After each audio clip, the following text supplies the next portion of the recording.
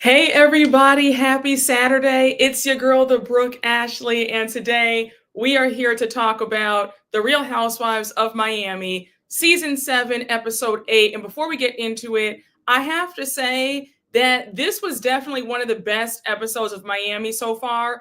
I actually enjoyed this episode. From the yachts, Adriana stole the show for me. The way she was getting on Marisol, she had her foot on Marisol's neck the entire episode, and I was living for it. But I have a lot of thoughts about that last scene with them trying to gang up on Guerdy. I didn't like that whatsoever. You guys know that I have thoughts about that. But guys, come on into the room. Let me know that you're here. Hey guys, come on in. I hope you guys are having a good Saturday. I thought, you know what? Let me just hop on here quickly and let's talk about the Miami ladies. But y'all, let's get right on into it, okay? How's everybody going on? Yes, I'm ready to talk about the gaslighting that happened. Same here. We're going to talk about it, I promise you. I was annoyed with the microaggressions. Once again, hard to watch. Yeah, it is very hard to watch. But now they want to backpedal in the interviews right now because they're getting eaten up in the press. Hi, Alexia, because you were on, what was it, Extra? Or what was the other, not E! News. You were on the, I forgot which channel you were on, but you were backpedaling saying that you're on Guerdy's side and, you know, you were just so lost in what happened that you couldn't react. But it's just so funny how now you want to be Team Guerdy because the fans are eating you guys all up for the microaggressions. So it's funny to see. And I'm so curious to see what you guys are going to say at this reunion because it's clear that your plan to ice Guerdy out failed. So can't wait to see that. Oh my gosh, you are hello, Brooke. I'm from Ethiopia. Oh my gosh, I feel honored that you are in the chat. I want to say that you are worldwide. Okay. Come on, Ethiopia in the chat. Yes. What time is it over there? I'm so happy that you're in the chat. Thank you for coming. Okay, we have London. Yes, you know, I love London. I love some London. I want to be back. I'm gonna be back. I want to do a meet and greet the next time I'm in London. Okay. Yes. Yes, it was entertainment tonight. Thank you. Wait, can we talk about Watch What Happens Live for a few minutes? Would you guys mind? Did you all see Julia with Isaac Mizrahi? When I caught it on demand, I was appalled. The fact that he would refer to Guerdy as that lady, I said, wait, what are we doing here? The absolute gall. And I was waiting for Andy to correct him. Like, she's not that lady, she's Guerdy. For him to say that he was so happy that Julia threw water on that lady, excuse me? What was fun about that? And then he said, well, if that didn't happen, that there would be no drama for the show. Sir, we're not that desperate for drama where we want to see somebody get assaulted, especially the only Black full-time housewife. The audacity for him to refer to Guerdy as that lady, can't even say her name, and to say that what Julia did was what was needed for the show. Absolutely not. Would he have those same thoughts if Guerdy had splashed that water onto Julia? What Julia did was assault, and she's very blessed that she's not arrested because the audacity. Julia would have had missing teeth, and I would have messed her whole entire life up had she assaulted me like that. Absolutely not. But I was so annoyed. Oh yes, read him. He's selling cheap purses and terrible fashions on QVC. He's that lady. Oh, I am here for the reads, honey. Yes, he is a mess. Had a Black woman throw a drink on Julia, he would have been basking in, he would have been basking in all glory. I'm sorry it cut off. I saw on Twitter Julia saying she has beef with Guerdy. The wasn't pre-planned. I could not roll my eyes harder. She's definitely trying to flip the script. Oh yeah, she's only doing it because of all the backlash that she's received. And it's so funny, if you go on her Instagram page, she's limited all of her comments because she's afraid of what people are going to say to her after what she's done. But yeah, Julia, this was pre-planned. Julia is a very thirsty woman. I will always maintain that Julia is a social climber. And she felt like, okay, now the cool girls, in the words of Adriana, the cool girls have accepted her. So now it's F Guerdy. She could care less about Guerdy. I lost all respect for all of them. Oh, wow. Oh, it's midnight, but worth staying up for a good lashing. Okay, I know that's right. Yes. Listen, he's very foul. I couldn't believe him. And I haven't heard of, I have not, I haven't, I forgot all about him. I mean, no offense, it's no shade, but I feel like Isaac Mizrahi is so 2008, like 2009. Like, that's like 16 years ago. You know what I'm saying? It's just like, okay, like, all right. Like, we're not even talking about him. So the fact that he would try to refer to Guerdy as that lady, okay.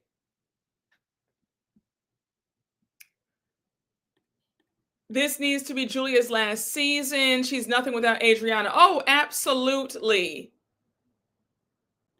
Guerdy exposing Julia from the Vile Files podcast. Julia can go quickly. Oh yeah, I saw when I did my live with Kempire and Taria the other day. Shout out to them. But the Kempire played the clip of Guerdy saying that Julia pulled this beef out of her behind. This goes all the way back from 2023. Why are we talking about something that happened 2 years ago and you were fine with it? I've always said Julia has never had a concrete storyline, and she is grasping at straws because she knows that she has nothing, she has no place on this show. This whole entire beef with Guerdy is a complete reach. Yes, Dr. Nicole gave more in 10 minutes than Marisol has given all season thus far. I agree. They're trying. By the way, you were lovely on Kempire's Live. Oh, thank you so much. I had a great time. We always have a good old time. Always, always. If you guys missed the live, I was on Kempire's Live on Thursday with Taria from the the What Else Is Going On podcast. Okay. Shout out to my girl Taria. But y'all, check out the live on Kempire's page. We had a ball. It was 2 hours of just wonderful discussion. We talked about all of it. So yes, check it out if you have some time. We went into everything.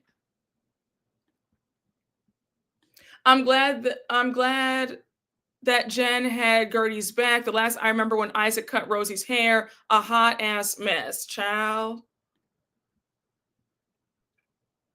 Oh, wow. Hi, Brooke. I love you and Kempire. Both the best in the Housewives world. Thank you. Sending love from Scotland. Oh, my gosh. We have Scotland. Yes. Oh, I'm international today. All right. Isaac Mizrahi should be ashamed of that awful sentence he uttered. I agree. All right, y'all. Let's get into everything. I want to get back to bashing Julia in just a second, but let me just start it off with the opening scene, okay? We open up this episode with Julia and Martina on the dock. The nanny's inside watching their boys.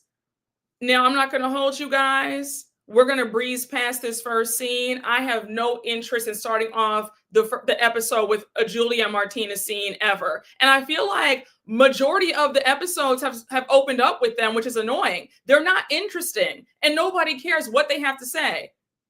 But you have Julia playing victim about what she started. For her to tell Martina that she's still upset with Guerdy, with how Guerdy behaved last night at her own event. Excuse me? Are you forgetting that you splashed water in her face? That's assault. You assaulted somebody, ma'am. That's a crime. Why are we forgetting that? When you do something to somebody first, when you throw that first stone, you cannot control how they react. You cannot dictate somebody's response to you. If you punch somebody and then they bring out a weapon to get you back, you can't say, oh my gosh, that's over the top. No, the moral of the story is keep your hands to yourself. Guerdy did the right thing with putting Julia on blast like that. And Julia, you're lucky that you're not picking your teeth up off the floor. Guerdy spared you because I told you that I would have made your life a living hell. I would have called the cops on Julia. Julia would have been arrested that day. The minute she threw that water on me, I would have called the police. You're not going to get away with assaulting me. Julia has no right to dictate Guerdy's response to her. I was team Guerdy. I saw some pushback. A few subscribers felt like, no, what Guerdy did was tacky. She shouldn't have done that. If somebody assaults you, You have every right, in my opinion, to go all the way off. The times of being classy and restrained, that's over. You violated first when you assaulted somebody. So you cannot police how they react back to you. Just my thoughts. It's very annoying.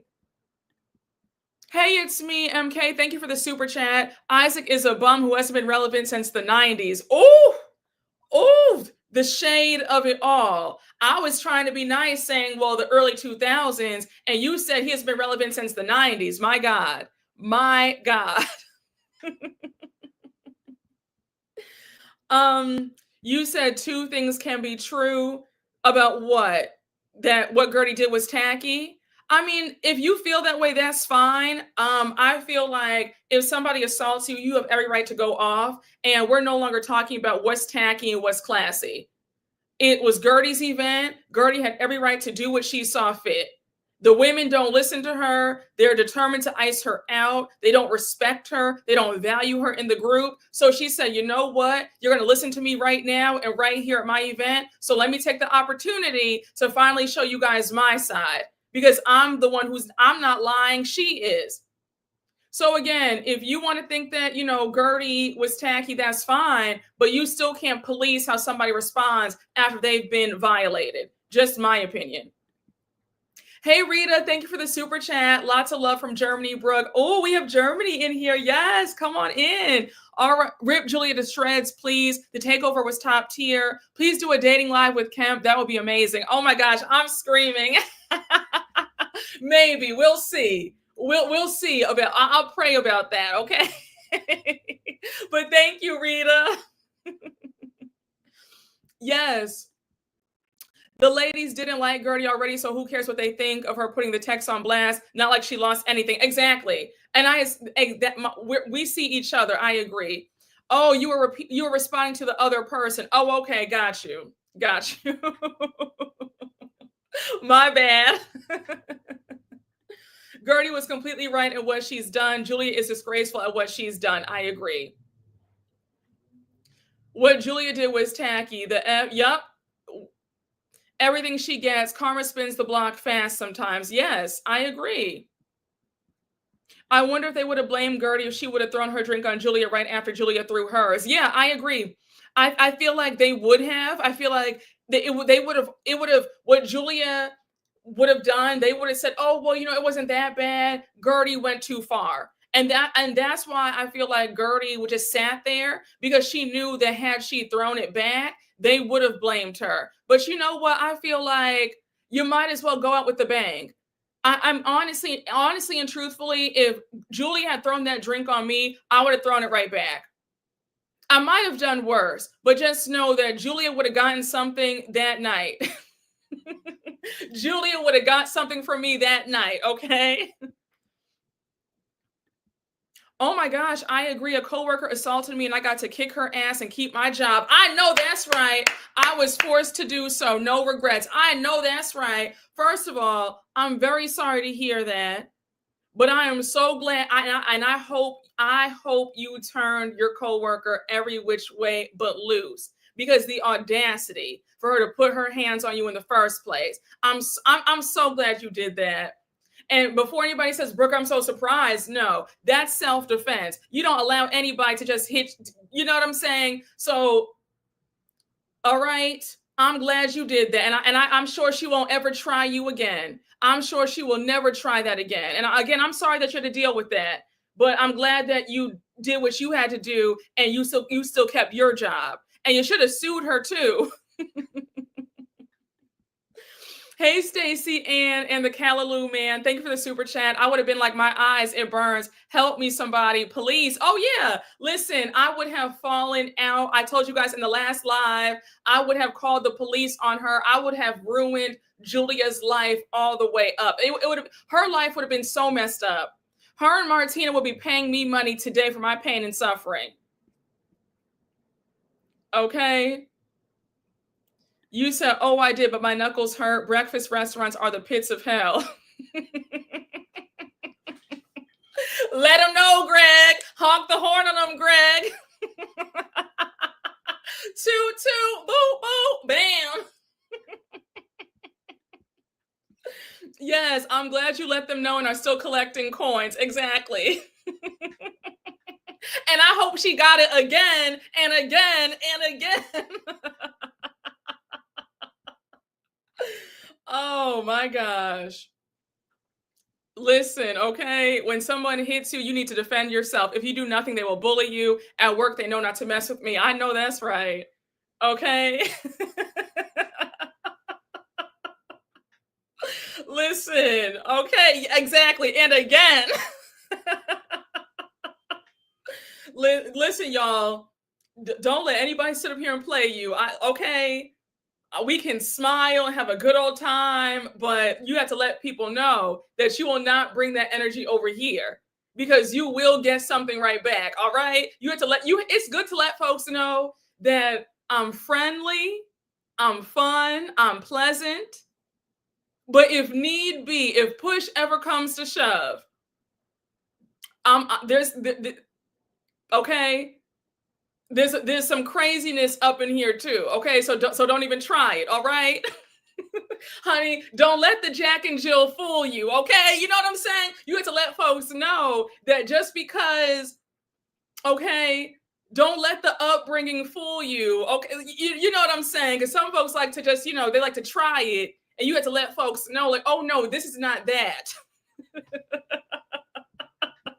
You know what I'm saying? Listen, okay? Yes, let them know, Greg. Yes, this ain't what you want. You know what I'm saying? You got to let folks know sometimes. Julia would have aged 10 more years if she would have tried that with anyone else. That facelift would have went loose. Exactly. But my thing is this though. Where is this facelift in the first place? I haven't seen it. I don't see any refreshment of the face. The face still looks the same. So she would have aged an additional 30 years had she pulled that with somebody else. If we're being honest, because the facelift must have been free. You know what I'm saying? Hey, Robert, thank you for the super chat. Happy Saturday, Brooke. Thank you. Happy Saturday to you, too. I love Dr. Nicole. Do you think she would have called the hyenas out right after the drink throw, or do you think she would have consoled Guerdy privately to not escalate anything? Oh, that's a good question. My theory is I believe that Dr. Nicole would have called them out immediately after Julia did that. And then she would have taken Guerdy privately to just make sure that she was okay, console her. But I do believe that she would have called them out immediately for the hypocrisy, how what Julia did was not right. So yeah, I do believe that Dr. Nicole would have called it out like immediately after that happened, immediately, and they probably would have ganged up on Nicole, telling her to shut up. And I could see how it would play out if she were on the show still. Yes, the facelift is not in the room with us. Exactly. It's still on the surgeon's table. Exactly. Exactly. The facelift is nowhere to be found. Okay. So I'm screaming. It was a face tap, one finger tap at that. Baby, let me tell you something. Whatever Julia alleges that she got done would have been off immediately had she done that to me. Julia, it would have been some, what's that phrase? It would have been some slow singing and flower bringing had you done that to me. And I would have they were on a boat too. I would have had the Coast Guard and the police waiting for you. Yes, honey, the face didn't lift at all. Honey, the surgeon did a little that and he said, okay, you're done. Yes.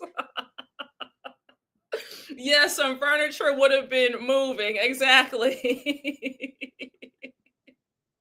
Yes, in my Whitney voice, show me the receipts, tell us where not to go. Exactly.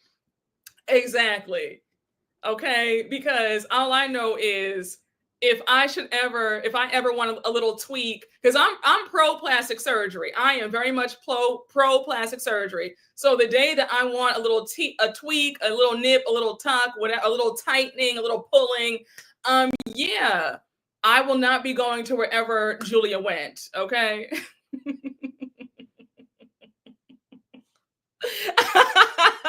You said surgeon said facelift to her face and the procedure was done.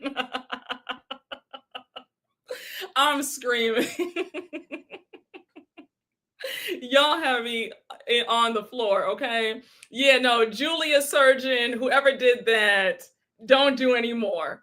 But Julia must have gotten a discount or must have been a free surgery because nothing. I was shocked when she said she got a facelift. I said, "You got a facelift? When? Was this 20 years ago?" Yes, baby. Andy was kissing ass, saying she looked good, maybe for a refund. Yeah, I don't know why he was saying that. He kept talking about how young she looked, how refreshed her face looked, and I had to look at the screen like this. I said, I don't see it, and I know I have great eyesight, and I'm not seeing this facelift. If you see the facelift, let me know, but I don't see it. I don't see it. Yeah, Shannon Bedore got a facelift, not Julia. Yeah, he was definitely lying because I didn't see. We've seen some wonderful facelifts, and Karen Huger's facelift looks amazing. Shannon's facelift, Tamara's facelift, Caroline Stanberry on Dubai's facelift. On Dubai, her facelift she looks great. Who else? Like everybody who's gotten a facelift looks good except for Julia. Julia is the poster child of what not to do. And he's trying not to get sued again, but he doesn't have to lie. He does not have to lie about that facelift that's not there. Oh wait, Emily, you could see Shannon's by her ears, but Emily's looks horrible. Oh, I didn't realize that Emily got a facelift too. I feel like Emily's face has always looked the same. When did Emily get a facelift? And whoever Emily went to, she needs to get her money back because I've seen no difference. Let me stop. Let me get off of that. Yes, Sheree's facelift looks amazing. Sheree's, they did a great job. She looks very refreshed. She looks really good. They really mean it when they say results may vary. Yeah, wait, when did she got up? It's pinched her jaw. It's a mess. It's pinched under her jaw. It's a mess. Emily's face looks, child, you said looks scary, so clearly it's not good work. Yeah. I have to go back and watch because I'm like, I did not know that Emily had a facelift. I'm just finding this out right now. Thank you. I had no idea. Did she talk about it? I remember that she was on Ozempic. She got lipo. She lost the 40 pounds last season, but I didn't know anything about a facelift. You said better off taping it back and showing up. Sheree was also beautiful to begin with. I think to see those results, you need a good base. That's true. That's very, oh, the shade of it all. Oh, wait, it's what you didn't say. Oh, you're funny because we see each other. You said to see the good results, you need a good base. You said you had to be cute to begin with. Let me get off of that. Oh, that's very true. Let's keep going, y'all. Let's keep going. Yes, honey, we see each other. You said some of the girls didn't have a good foundation. Their foundation was on sand. Sheree's was on solid rock. Oh, that was delicious. Let me move on. And you know what's crazy? It's so funny when y'all cut up in the chats. You know, the good folks who watch the replay always blame me for what you guys say. I say I can't control grown people, and it's not my fault if I agree with what y'all are saying in the chat. Ooh-wee, y'all have me screaming. You said that foundation sank from the beginning.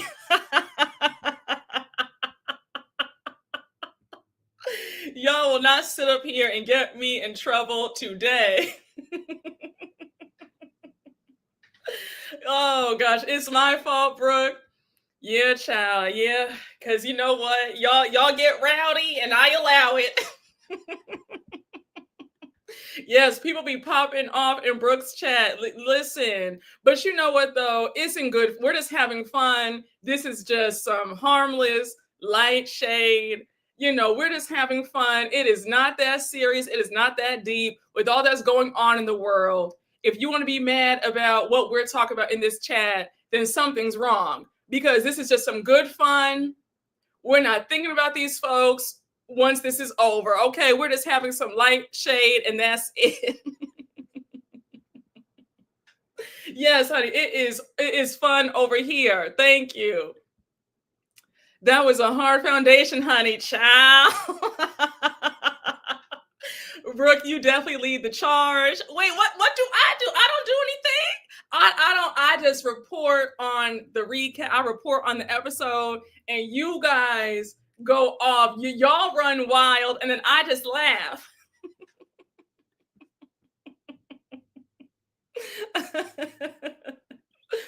Hey, the perfume preppy, thank you for the super chat. Casper did Julia and Emily's facelifts. My God, today. But wait, I'm still stuck on Emily getting a facelift. I had no idea.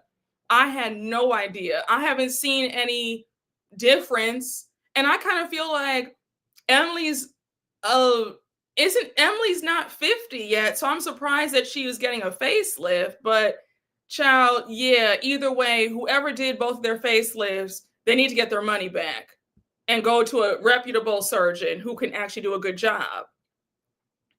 All right. Now, so you see how I try to stay on topic, and y'all will take me over, over the river and around the bend, honey. So you have Martina saying that it's a good thing that she didn't go to Guerdy's event. And I said, and why is that, Martina? What would you have done? What would you have done? I just said the nerve of her to act like she would have done something to Guerdy had she shown up. I can't stand Martina. I can't stand her. And that's putting it mildly. You have Julia complaining about how Adriana didn't follow her outside when it all happened. She wanted her to go and talk it out with Guerdy. So now you have Julia saying that Adriana might have some resentment towards her now because she's now friends with Marisol and Alexia and they like her. Now, Julia, that's exactly what it is, because you have ditched your best friend of 10 years for who you think are the cool girls of the group. Julia is a desperado who wants to be on this show by any means. She wants to be in the in crowd, and she feels like, okay, Adriana was cute for some time, but now she wants to move on to greener pastures. Julia, for you to add that last bit about, and they like me, no, they don't. Marisol and Alexia are calculated. They both don't care for Adriana, so they know that if they befriend you, that's going to cause a rift in your friendship now. And that's also a way to get Adriana off the show if she's iced out. They're being strategic. Do you honestly think that it takes somebody 4 years to finally want to be your friend? Marisol and Alexia were not checking for you for the first 3 seasons of the reboot. When you joined this show in season 4, they did not care for you. They barely spoke to you.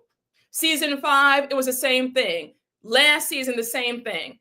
They all of a sudden now want to get close to you. Why do you think that is? Let's use our brain. I know that you have a pea-sized brain, but still use it. You are so thirsty for them for their acceptance and their validation that you honestly want to believe that they're actually your friends. No, they're not. I just can't. I cannot stand Julia. She just sounds ridiculous. How is Julia so old and not see that she's being used? Because she doesn't want to see it. Desperate people don't want to see that they're being used. She wants to believe that they actually like her. Yes, Julia is a desperado social climber. She is. Why are we forgetting that Alexia was acting weird about Julia's sexuality last season? Yeah, Alexia was scared to share a room with Julia at one point. Exactly. Like what's not clicking? And the fact that Julia's going to sit up here and act like they're now best friends is bizarre. Alexia and Marisol are only using you to ice Adriana off of the show. That's it, and that's all. If they get their wish, then you're going to go back to being, you know, a nobody. And also, Julia, let's be so clear. The day that you are fired, the day that you were off this show, Alexia and Marisol will never talk to you again. Be very clear about that. The day you were off this show, no longer a real housewife, you're going to be so forgotten. They're going to have your number deleted. Alexia will no longer be auntie to your kids. So stop. It's ridiculous. Thank you for bringing that up. I forgot all about that last season. Hey, LC Charm, thank you for the super chat. Chad, do not let Brooke blame us for her outburst. I'm screaming. Listen. Hey, Robert, thank you for the super chat. I hope Guerdy reads Joyless Julia at the reunion. I hope so, too. I hope so, too. You said I'm the ring leader, okay? Okay, that Tia will be non-existent. Exactly. It will no longer be Tia Alexia or Tia Marisol. They'll be, oh, we don't know you or those kids. They'll be staring at those kids like never seen them before. Like, what? Julia is only fooling herself. It's delusional thinking. They don't like her and she knows it. Child, who's having kids at 67? Genuinely curious. Now, see, this is what I mean when I say y'all are too much, because, you know, I have certain thoughts, but I try not to say everything that I think, you know. But yes, I'm with you. We see each other, because I've always felt like, I'm gonna just be honest, I've always felt like this whole thing about adopting these young kids at their ages was for a storyline. Because I'm very curious. It's very unsettling for several reasons, right? Martina's what, 70? Julia's how old? You know, like it doesn't make any sense to me. It makes no sense. But yes, we see each other because I have the same questions as you. Child, gonna be 101 attending your kid's graduation. Listen.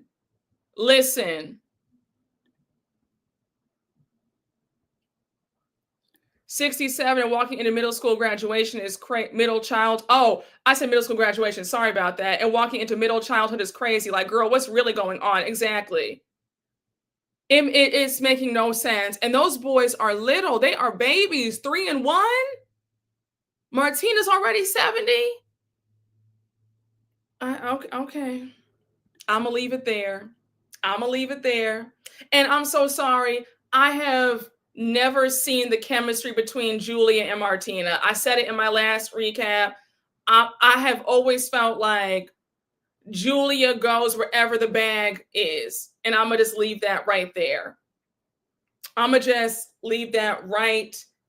I have never seen the chemistry on Julia's end, ever.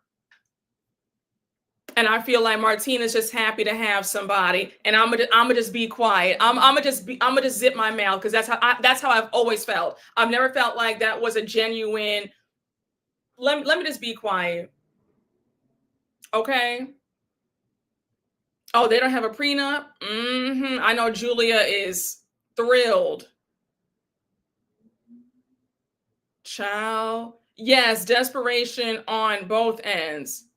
Julia there for the purse. I could see it. Yes. Okay, you feel the same way? Yes, Julia wanted the money and the fame. I've always felt that way because things did not work out with her, the three babies' fathers of her, you know what I'm saying? And I felt like she was thinking, okay, what can I do to get some money? And I feel like she saw Martina in that club, and those dollar signs were just floating all over Martina's head in the club. And she said, "Oh, let me just scooch on through. Let me just pooch on through to Miss Martina, honey, and I'm gonna make it work." Yes, yeah. Martina just needed someone there, and Julia struck fool's gold. I agree. We see each other. Hey, Nia Rossi, thank you for the super chat. Julia is so full of herself. I started laughing when she says Adriana is jealous. Julia is with her for her money, just saying. Oh, I agree. Julia is delusional. Julia is very delusional. Yeah, she had three babies' fathers. Remember that? She admitted that in the first season of when she came on the show. When Larsa said something about she said something about having kids out of wedlock in a negative way. And then Julia took offense to it because she was never married prior to Martina, I believe. All of her kids were from, long relationships. They weren't husbands. All her exes were those are her baby daddies, not husbands. So yeah, I think that she felt like, okay, let me, what can I do? Who can I hang on to next? Mm-hmm. Child. I thought Julia had a husband at one point. You might be right, but I remember her saying that she was engaged. I don't think that any of them led to marriage. I think that it was all like they were going to be married, soon to be married. But I'm pretty sure that she was never married to any of the three men.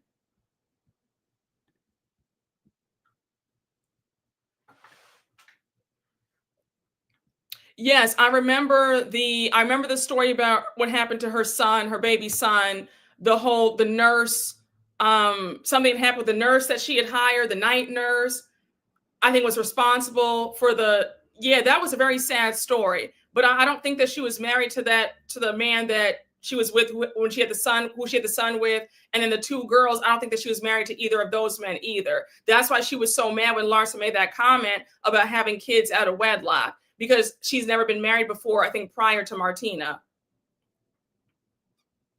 So, now we have Julia talking about she was mad.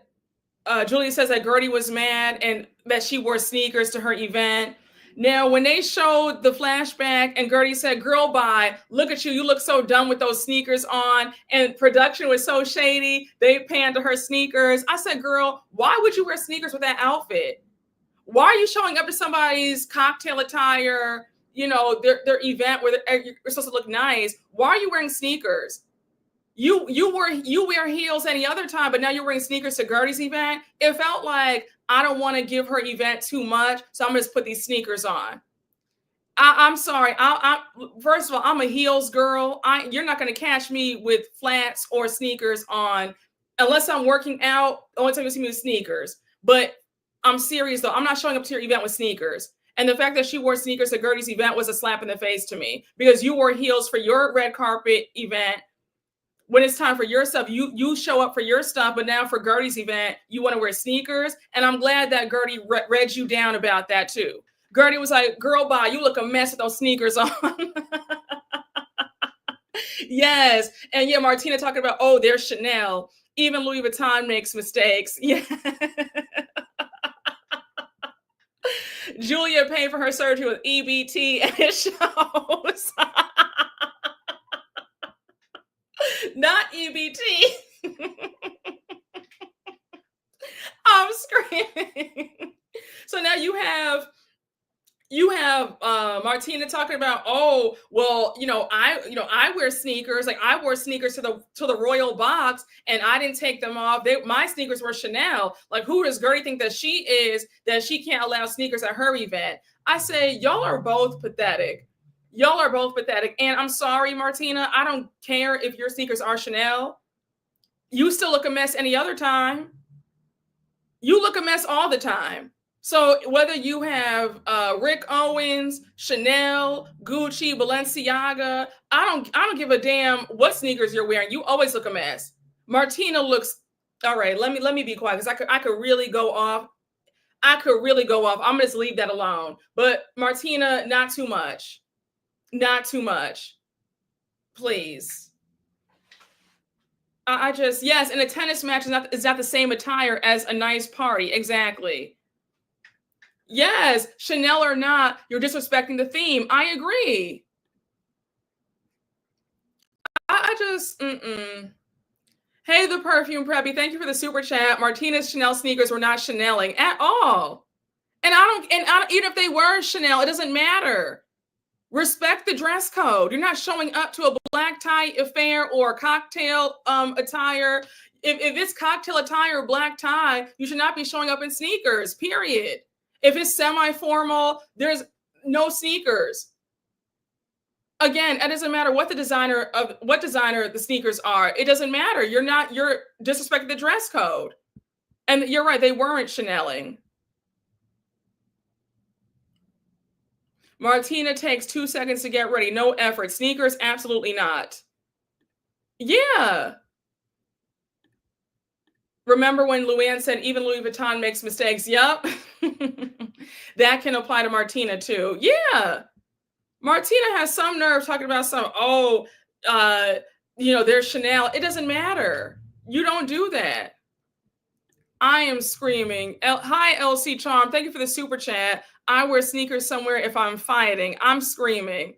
I hope that better not be a regular thing. And listen, you should not be out here fighting. Unless it's self-defense, you should not be fighting, okay? You have too much to lose. Fighting is for people who have nothing to lose, okay? So I hope it's not a regular thing.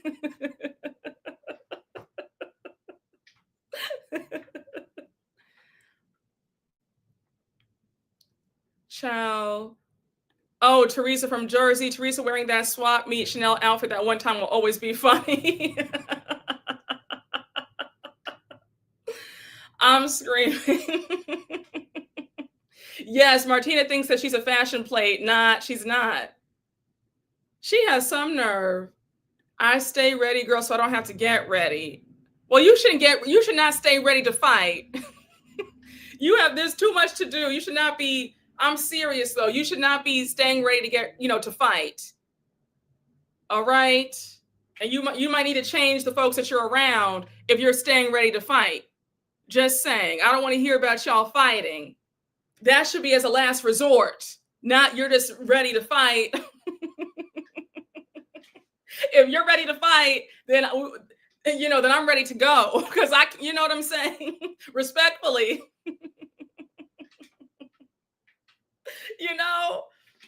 You shouldn't be out here ready to fight. Okay, we can move off of Julia and Martina. I don't care. So now we have Stephanie at her soon-to-be house.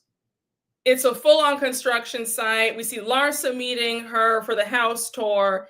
And I have to say that Stephanie, while I'm here for her giving Alexia the business each and every time, Stephanie is quite off-putting, all right? Especially with some of the things that she said during this scene with the house.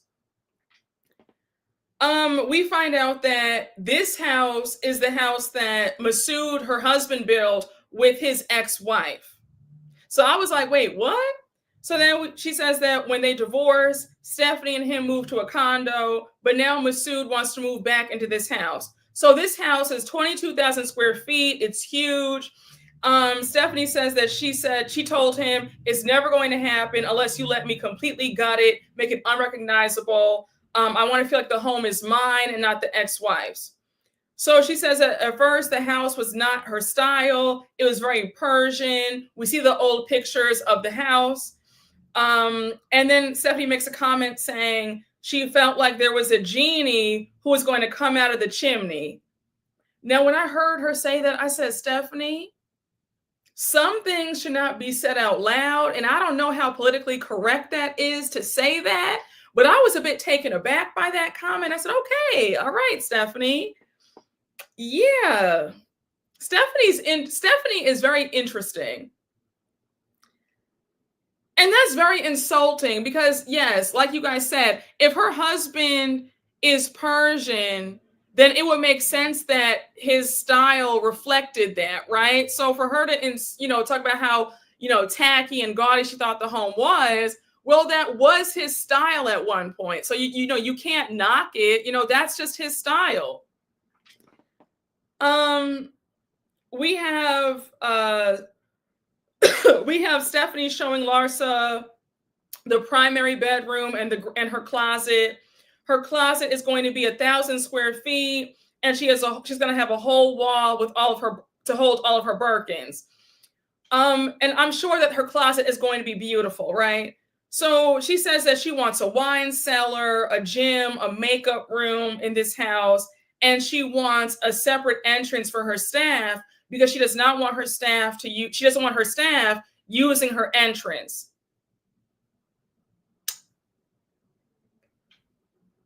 I felt I had a bit of a side eye for that as well, because Stephanie, I don't know what the issue is with the staff going in through the same front door as you and your husband.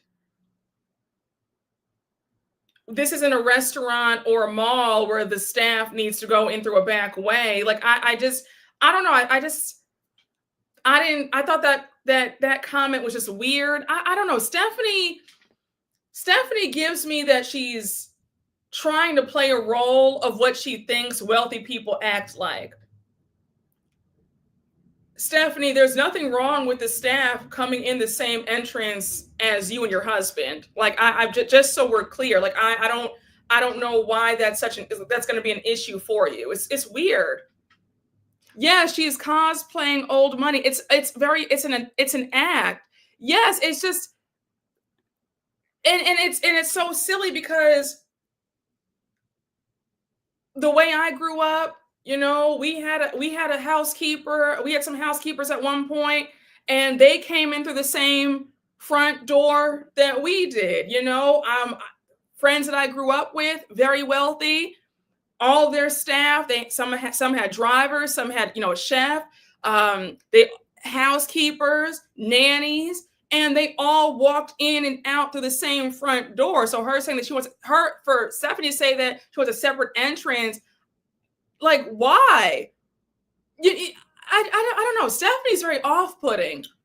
It's very off-putting. Yes, it was the way that she said it too. It was the tone in her voice that was really alarming. It was a tone.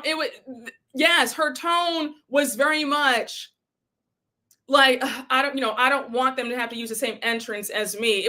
The way she said it also like took me aback. Like, wait, what? Like, are you serious? Yes, they all use the front. I agree. Hey, the perfume preppy. Thank you for the super chat. Stephanie equals nouveau and uncouth. I agree. Also, how incredibly racist. She wants him to whiten himself for her. Oh, yeah. The comments about how gaudy and how tacky the house was before. Yeah, very much so. Oh, she's very nouveau riche. She is very nouveau riche for sure. For sure. Yes, Stephanie is odd. She really wants to let it be known that she's rich and she thinks very highly of herself. It makes you unlikable. Yeah, it's very off-putting. She's controlling and mean. No wonder she doesn't get along with her sisters. I think even Larsa cringed a bit in that scene. She did. Even Larsa was just like, oh, girl, I don't know how that's going to read on camera. Like, you're doing a bit too much. Yeah. Oh, her fashion is very dated. Oh, it's very old lady. I mean, Stephanie is giving me Boca, Palm Beach, dinner at 5 p.m. versus South Beach, Miami. She'd be better off on Worth Avenue. She's giving me the Breakers Hotel, going out to eat there, having a bite at 6 p.m., retiring at 8 p.m. for bed, and then doing it all over again. But she gives very much Worth Avenue, Palm Beach. I'm not getting South Beach, Miami. So now she's giving Larsa the house tour. She says that she wants to have a housewarming party. She wants to invite all the ladies of the group. She says anybody who brings bad juju, bad energy will be escorted out. So now Larsa brings up how crazy last night was with Guerdy exposing the text messages. Stephanie says, yeah, it was too much, but I still feel like I have to get a lot off of my chest. So Larsa's like, well, what do you have to get off your chest? I thought you got it off with Alexia. So Stephanie says, speaking of Alexia, does she speak to everybody like that? So Larsa says, well, she thinks that you keep bringing up Todd. It's a touchy subject for her. And Stephanie says, look, I was only saying that you're a beautiful woman. When God takes out the garbage, you don't go back diving for it. But all she's done is put me down. Then Stephanie says that I've yet to go to one good event with you guys. It's always some drama. Larsa says, no, we do have some fun. Me and Kiki are having a yacht event. That's going to be fun on Friday. And now we find out that before Guerdy's event happened, her and Kiki had already planned this overnight yacht excursion for all the women. Hey, James Potts III, thank you for the super chat. The pay better be good if I'm to work for Cruella. It's giving Sirens the show. Oh, yeah, I hope that Stephanie's paying people well. I really do. Because some people like that, they have the nerve to be insufferable and cheap. So I really hope that the pay is excellent for all this piss poor treatment and the way she talks to people. I need to watch Sirens. That's the show with Julianne Moore, right? It's kind of like Big Little Lies, I heard. I heard it's good. Hey, Miss J, thank you for the super chat. She speaks about money every sentence, very tacky. Yeah, it is very tacky. And it's constant. It's almost like she's reminding us that she has money. And it makes me question, like, well, do you really have it like that? Because you're always talking about it. You don't have to talk about it. That's like saying, I'm breathing. I don't need to tell you guys that I'm breathing because I'm alive. You never have to state the obvious. People can see it. If you have money, if you're doing well in life, people can see it. You don't have to say anything. It speaks for itself. When you're doing well in life, it speaks for itself. There's no need to say, look how well I'm doing. Guys, do you see how well I'm doing? People can see it. People know. They just by living your life, they can see that you're doing well. And I'm wondering, are you guys really doing that well if you're always talking about it at every turn? It's weird. Yes, those who have it don't need to announce it. Exactly. Right. She's not a damn Vanderbilt, so she needs to check herself. Yes, exactly. We know we have eyes to see. Anytime somebody's always trying to convince you about something, be a bit wary. There's no need to state the obvious. There's no need to do that. And Stephanie, I'm starting to wonder if those rumors are true. I saw on Twitter that there's a blog posting about the home is actually in foreclosure and that Masood's kids are suing him. Something about their trust fund or something isn't right. They're suing him. So what's really going on? Just saying. Yes. Yeah. Stephanie and Masood have lawsuits up the kazoo. Yeah. That's what I'm hearing. Allegedly. Isn't the house now in foreclosure? Yeah, allegedly it is. I saw the same article that you did.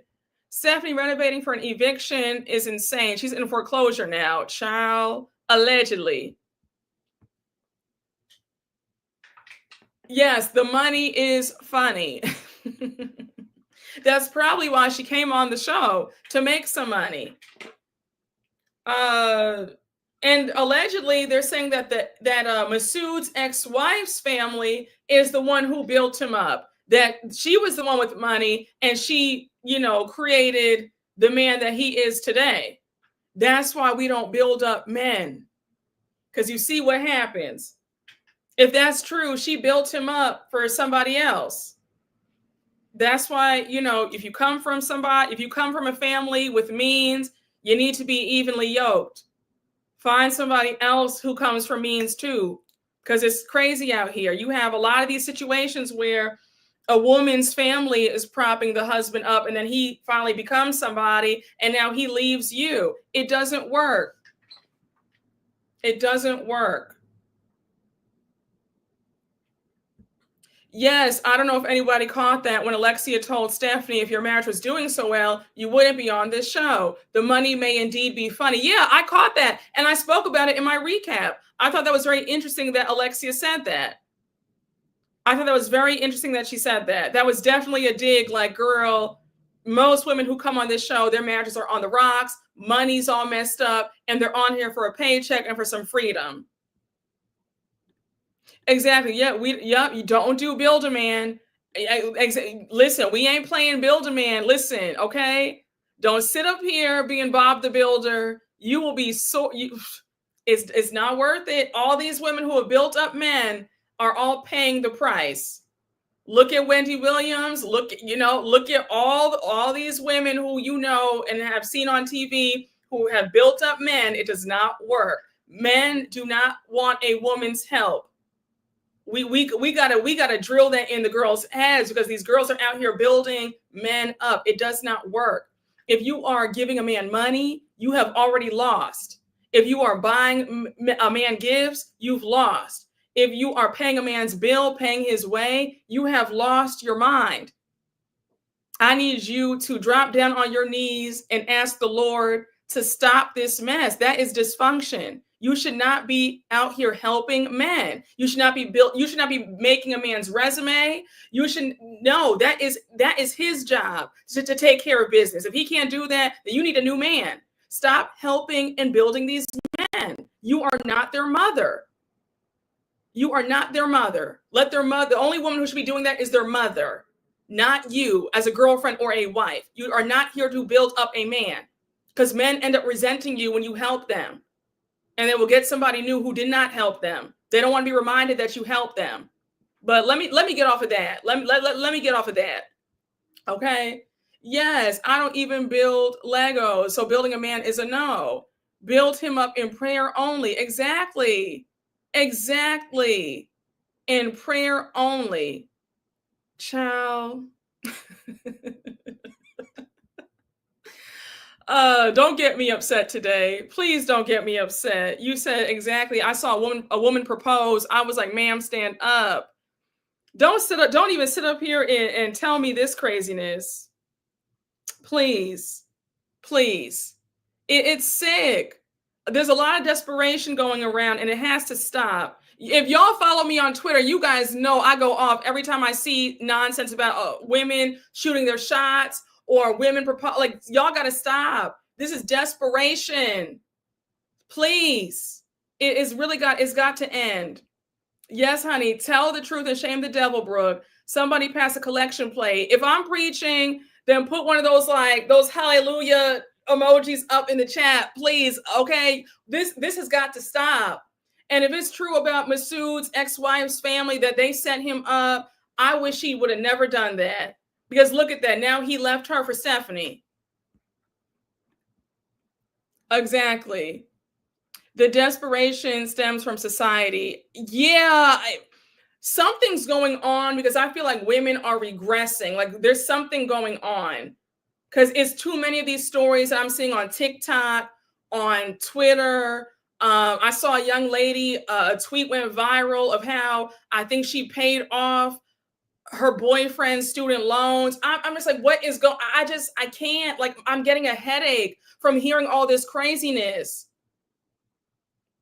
But there's something is in the water, because the desperation has become an epidemic. We are in like a desperado pandemic. And please, ladies, prayer will keep you from desperation. We have too many desperados out here trying to make the next woman a desperado, and I ain't going. It's not happening. All right. A woman drove 4 hours for a first date. My God. Child, we are right here. We are right here. Baby, listen, I will sooner pass away before being a desperado. Say this again. Not me, girl.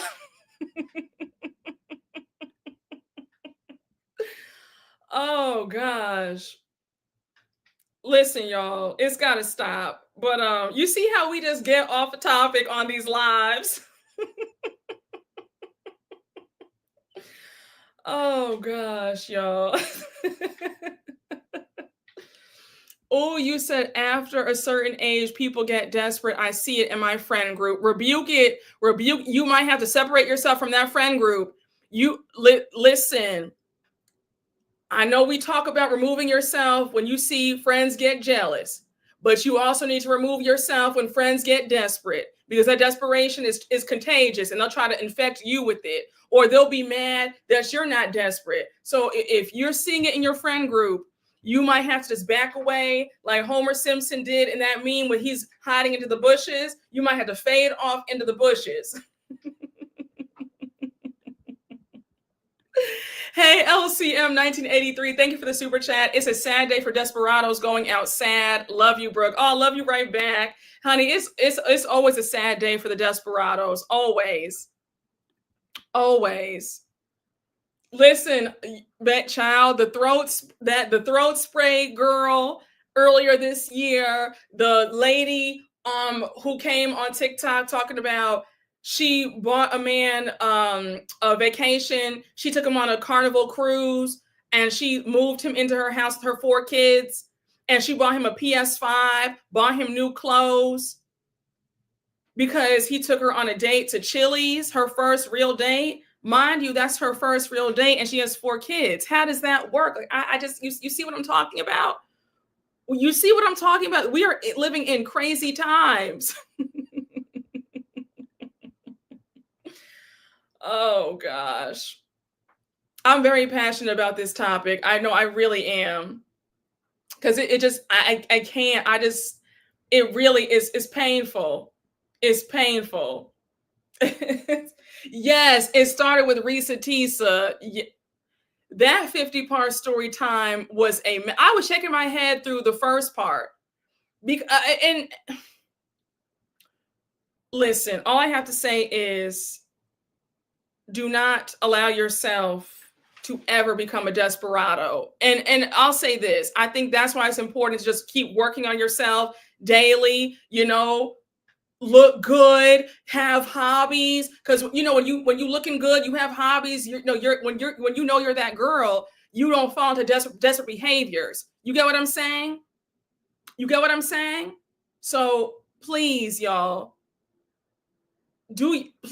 fight off the desperado spirit, because the desperados are out here trying to recruit you into the group, and we're not going. All right. I heard Simone Biles drove a few hours for her first date to meet her now husband, Mr. Biles. Yes, yeah, she said that. And then she was mad at us for being upset about that story. I said, well, girl, if you knew like we knew, you would have kept your mouth shut in the first place. I don't even know why you would tell that story. A mess. Okay. Yes, Chili's for a first date is cute when you're 15. Exactly. This is a grown woman with 4 children. And she moved him into her home the next day because he took her to Chili's and bought him a PS5 and new clothes.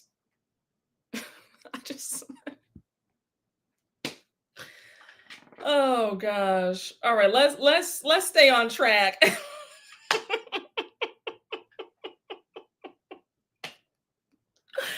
Oh my gosh, y'all. Okay. So we'll do a separate live because I'm gonna talk about this in the next live. Okay. So let's just stick with Miami right now. Okay.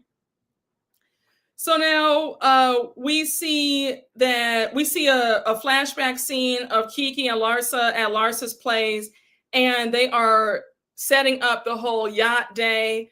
So Kiki got another yacht because they all can't be on the same yacht together since there's drama in this group, right?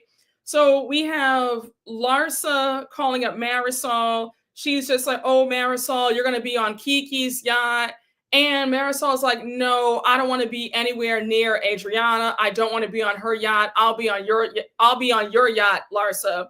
So Kiki's yacht is Lisa, Guerdy, Marisol, Adriana, and Kiki's yacht is Lisa, Guerdy, and Adriana. Larsa's yacht is Julia, Alexia, Stephanie, and Marisol. We have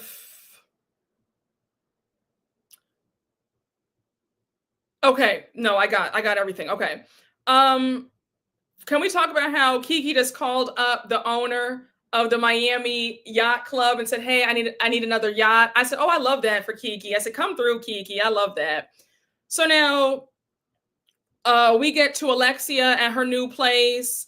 Her oldest son Peter comes over, and we see Frankie there. Now, when I tell you, the only thing that I like about Alexia, the only reason why I don't mind Alexia is because of Frankie. If she did not show Frankie, I really would just want her off the show. But Frankie is her saving grace. The same way that for years, Giselle's daughters have carried her, despite her horrible behavior on Potomac. Frankie is Alexia's saving grace because every time he's on the screen, I'm just like, my heart melts. I love Frankie. He's just so sweet. We don't have to really talk about this scene. Not a whole lot happened. Yeah. Can we talk about it? Peter looks a mess. When he said that he was only 32, I said, Peter's only 32? I said, Peter, what is going on? Why does Peter look like he is 52? Peter, you are too young to be looking so bedraggled. Like, Peter looked like he just got out of bed. I said, I don't know. And Peter used to be handsome when the show first started. So like the fact that I said, Peter, I'm sorry, but I don't know what's going on. I thought Peter was like 47 in this scene. Yeah, that is a very hard 32. Okay, yeah, so those jeans are not holding up. They're not. All those drugs he did allegedly, child. A mess. But yeah, Peter, I said, Peter, you do realize that you're being filmed right now, right? Right? Do you know that? Okay. But yeah, we don't have to talk. I mean, not much happened in that scene. Again, the only reason why I somewhat can tolerate Alexia is because of Peter. And it's because of Frankie. Sorry about Frankie. Frankie is the best part of Alexia, in my opinion. Now we get to one of the best scenes of the episode. We see Dr. Nicole and Guerdy meeting up for lunch, and Dr. Nicole looks great. Baby, did you see how Dr. Nicole pushed through and her brand new matte alligator Birkin in that color? Chef's kiss, the matching heels, the bag is $96,600. I said, yes, Dr. Nicole. And shout out to her and Anthony, who just sold their house for $40 million. So I think the singer Robbie Williams. I said, I know that's right. Their money is long. Take note, Stephanie. They have some real money. And Nicole's not talking about it. She's just living life like you should be doing. She's not always talking about what she has. Again, take notes. But yes, Dr. Nicole looked phenomenal. She looked beautiful. She was always one of my favorites on the show. So, we see Guerdy asking about her baby girl. We know that Dr. Nicole had her daughter last year or 2 years ago. And so Nicole says that her daughter reminds her of her dad. We all know that Dr. Nicole's father passed away right after last season, unexpectedly. So Dr. Nicole says that it was a lot. It was a nightmare. Her daughter came early. She was in the NICU. She felt guilty because she had not seen her son in a week. And Guerdy says that Dr. Nicole went through a lot, going through postpartum, and she wants to support her. So now we do see Dr. Nicole mention that she wants to meet, she's excited to meet Stephanie. We see Guerdy FaceTime Stephanie. Nicole does joke that there must be similarities if the same man liked them both, because Anthony used to date Stephanie years ago. Now, I thought it was cute. Stephanie and Nicole hit it off. They're like, having a cute little kiki. It was a cute moment. Stephanie says that Nicole is fabulous. When she dated Anthony 20 years ago, she knew that he'd go far in life. And then she says, nobody's comparing private jets around here, but mine is bigger. Stephanie, are you okay? Like, are you okay? No, seriously, it's not even shade, but I'm genuinely asking, are you all right? Because there's no reason to even mention whose jet is bigger. Who cares? Having a private plane is a flex in itself. Why are you worried about whose is bigger? Like, you just sound ridiculous.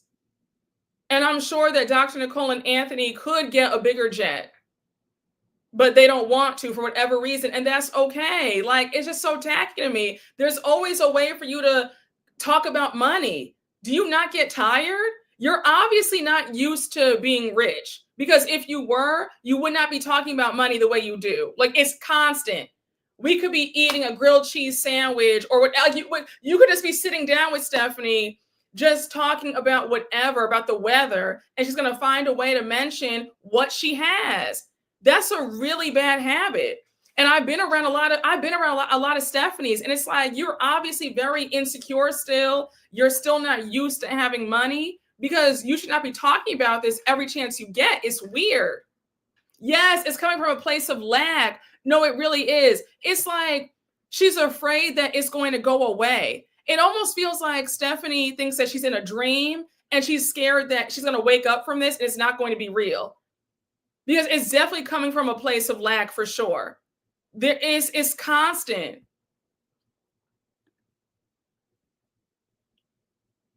It's crazy. It's a scarcity mindset. There's something like she's nervous that it's all going to disappear or something, because the constant talk about it. We now have, and also Stephanie, the difference between you and Nicole is night and day. Nicole was likable. Nicole, Stephanie's personality is just very dry. It's not connecting. It's not landing. It's not landing.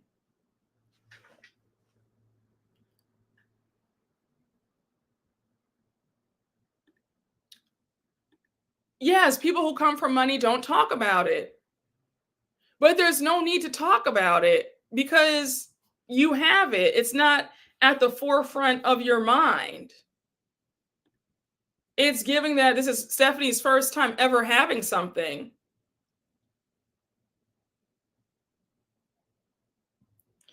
I think the problem with Stephanie is that she has no friends, admittedly, to tell her that she has no peers. It's a very Miami Nouveau Riche mindset. I can see that. Nicole has an MD career. Yes, she's a doctor, and Stephanie has a sugar daddy. Yes, it feels forced. Yes, Stephanie sounds like she got a broke spirit, like she's trying to cosplay as an old, rich, waspy blue blood. Yes, she does. She's been watching too many movies or something, but it's not landing. Now Dr. Nicole and Guerdy start talking about the whole Julia situation. Guerdy tells her what happened at her event, how she exposed Julia and everybody else walked out. She says that Stephanie wanted to go back inside and ask what happened, and they were all like, oh my gosh, you're such a kiss ass for Guerdy. Nicole says that there are blind alliances in this group, and there are. She says that, my thing is, as friends, I'll say that was wrong. Maybe you should not have said that. So Dr. Nicole goes on to say that she did tell Guerdy that facelift comment was a bit too much. Now, Dr. Nicole respectfully I disagree with you on that. I don't think that it's fair to say that what Guerdy said was too much when Guerdy was assaulted. And on top of that, prior to Julia throwing that water, Julia was calling Guerdy so many names. Julia kept saying that Guerdy was a psychopath. She was unhinged. I think she called her, did she call her a hyena or what? She called her several different names. So I don't think that it's fair to say that Guerdy went too far when Julia came out the gate already on some BS. So again, I was a bit, I don't want to say I was annoyed with Nicole for saying that, but I was a bit like, how can you say that your friend went too far when she was being attacked since the moment she sat down? Julia was lighting Guerdy up for no reason the minute that party started. So I don't agree with that. I said, Nicole, I have to, I don't agree with that. If you assaulted me, anything is an equal response. I agree. I agree. I don't know. Did anybody else feel like Dr. Nicole was a bit off with saying that Guerdy was doing too much? Dr. Nicole is able to be relatable while having a yacht and a private jet. That's not something a lot of people can do. And I do want to talk about this for a minute. I don't know if it's so much being relatable, right? I don't need for people to be relatable to I don't need to be, because everybody has different lifestyles, right? You've seen stuff on TikTok where people say, oh, well, that's not relatable. And that might not be relatable for you, but it's relatable for somebody else.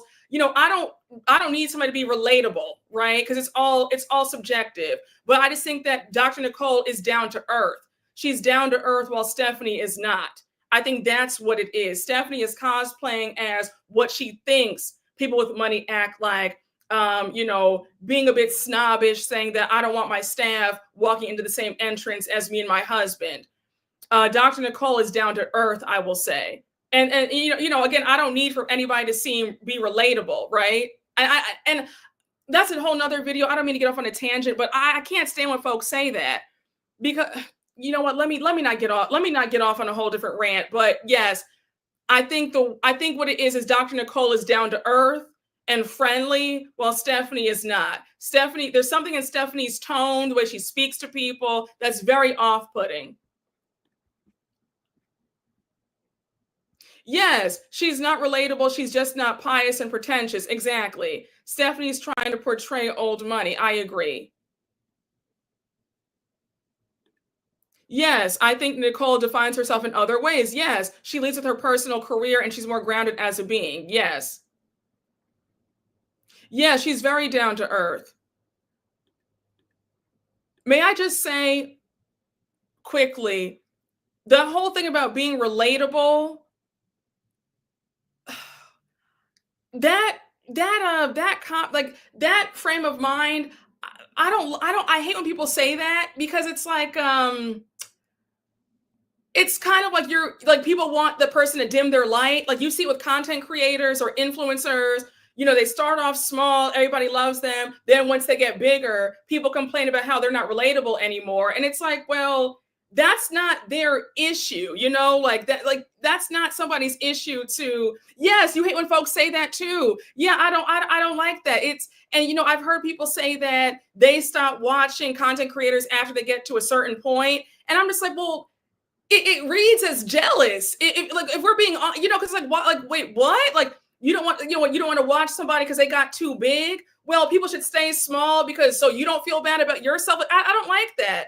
It gives me very much, to be relatable means that you have to dim your light, because, just because it's not relatable to you, it's relatable. It's their life, somebody who flies on a private jet, somebody who has millionaire parents or billionaire parents, that's their life.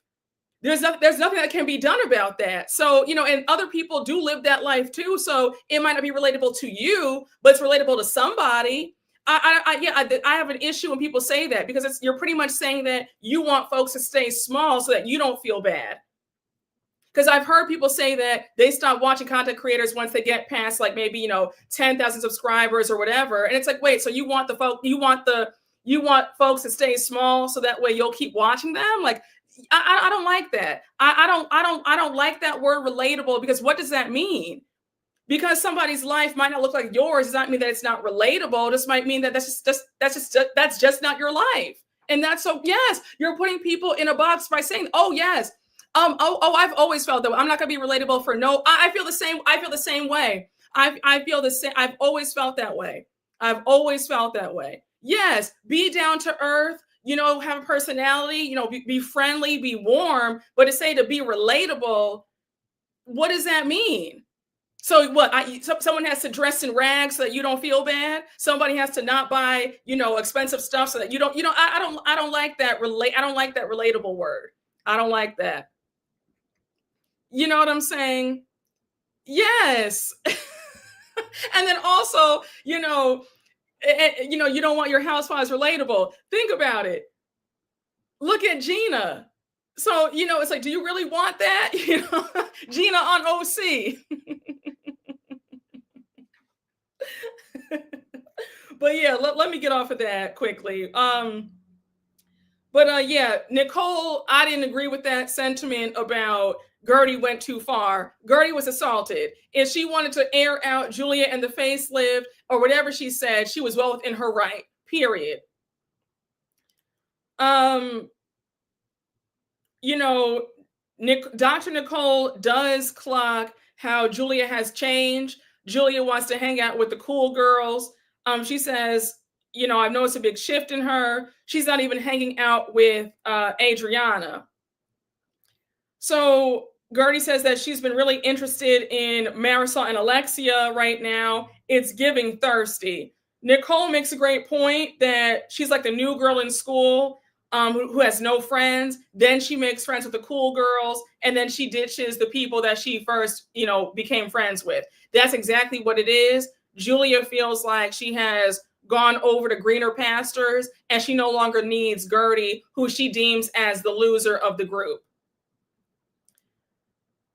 And Julia, like I told you in the beginning of this live, Alexia and Marisol don't see it for you. You are a pawn in their game to get Adriana off the show. That's it, and that's all. Yes, Julia seems to have amnesia. Julia has a high school mentality. She does. Yes, you can be down to earth with money. Oh, absolutely, 110%. My richest benefactors at my old job never deeply cared about talking about their social status. Oh, exactly. Part of why Nicole isn't on the show is because Marisol bullied her and put her through hell, and she needed to take a break. Yeah, and I do want to touch on that for a minute, because for Marisol to play victim that later on in this episode, I think it's so funny, because nobody can convince me otherwise that Marisol had pure hatred for Nicole, Dr. Nicole, and that was due to jealousy. Dr. Nicole triggered those two so badly because they felt she was younger than them. She looked great. She had a very wealthy partner. She had her own career as a doctor making bank. She was the whole package. And Marisol, I've noticed she's always gone really hard on the new girls, especially when she feels threatened. But I've always believed that Marisol was severely jealous of Dr. Nicole. And I believe for a fact that Marisol was behind hiring the private investigator to get tea on Nicole and Anthony because of jealousy. I believe that. I believe that rumor that Marisol did that, allegedly. But yeah, that's the real reason why Marisol and Alexia don't like Nicole, because of jealousy. And Dr. Nicole, in all seriousness, while we'd love to see you come back, I just think that it's not worth your mental health if these girls are going to just put you through hell and haze you. You don't need the show. You don't need it. And you're always, everybody loves you. So, you've cemented yourself as one of the, a great housewife. You don't need the show. But yeah, Marisol and Alexia have always been jealous of her. And I'm not surprised why she took a break either, because anybody would. Marisol needs to put that margarita down. I agree. Yeah, she does not need the show at all. Marisol is giving Karen Huger a bit, child. I feel like they always hated her because of jealousy, living the life that they wish that they could live. And I always thought that Larsa was jealous of Dr. Nicole too, because Larsa was mean to her for no reason. Larsa was really nasty to her for no reason. And how they made a big deal when Dr. Nicole plunked her black Amex down when Alexia had that lawyer over, and they're like, oh, that's so tacky. I can't believe you would do that. You made a fool out of all of us. So you were outraged about that, but you're not outraged about Julia assaulting somebody. Does that make sense? When you have two, very jealous people, being the ringleaders of a friend group, disaster is always coming behind it. Yeah, they're mad that they don't have a black Amex. Exactly. Yes, Dr. Nicole triggered Marisol, Alexia, and Larsa. Oh, absolutely.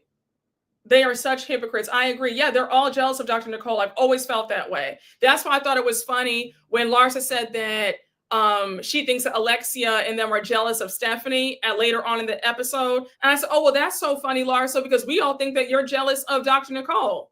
Because the way you treated Dr. Nicole was really strange. So I thought it was cute because Guerdy's like, Nicole, what will it take for you to come back to the group? And Nicole says to be determined. And then Guerdy's like, bitch, like, really? And I said, Guerdy, you need to follow Dr. Nicole and get off of this show too. Protect your sanity and your peace, because being on a show where these women don't like you and they're icing you out, that's not good for your sanity. So you need to follow suit, follow behind Nicole, and also get off the show. You don't need it either. So now it's time for the yacht day. We see Larsa and Kiki both arrive on their yachts. And when I tell y'all, they did that. Potomac, take note. When you guys rent out a boat, you rent out a yacht like this. You don't rent out one of those paddle boarding canoes that Mia had them on in Miami, and they were eating Subway sandwiches or 7-Eleven sandwiches. Remember that, season 7? Yeah, take notes, because these yachts were stunning. They did that. I said, oh, y'all ate down. So we see Lisa arrive on Kiki's yacht with her friend Ebony. Lisa says that she's known Ebony for years. They're great friends. Now, a quick side note. I won't be surprised if Bravo taps Ebony to be a friend of, because I saw on TikTok a few months ago, Lisa and Ebony are locked in. Ebony's beautiful, honey. Okay, chocolate. All right. She's married to somebody wealthy. She has kids. So I would not be surprised if they tap Ebony to be a friend of or something, because yeah, her and Lisa are like BFF, super close. Yeah, and I want to see Ebony. Like we need some more. I need Bravo, look into having Ebony come on the show, because Ebony's rich, looks good, has the whole package. Yeah, tap her to be on. So now we see Adriana on the boat as well. So now we're on Larsa's boat. We see Alexia, Marisol, Julia, and Stephanie. Of course, Alexia's pissed that Stephanie's there. She makes a joke saying that, is it too early to throw somebody underboard? And the producer was like, you mean overboard? I said, girl, you sit up there trying to shade and you don't even know that it's overboard. Like, who says, when have you ever heard you throw somebody underboard? Are you okay?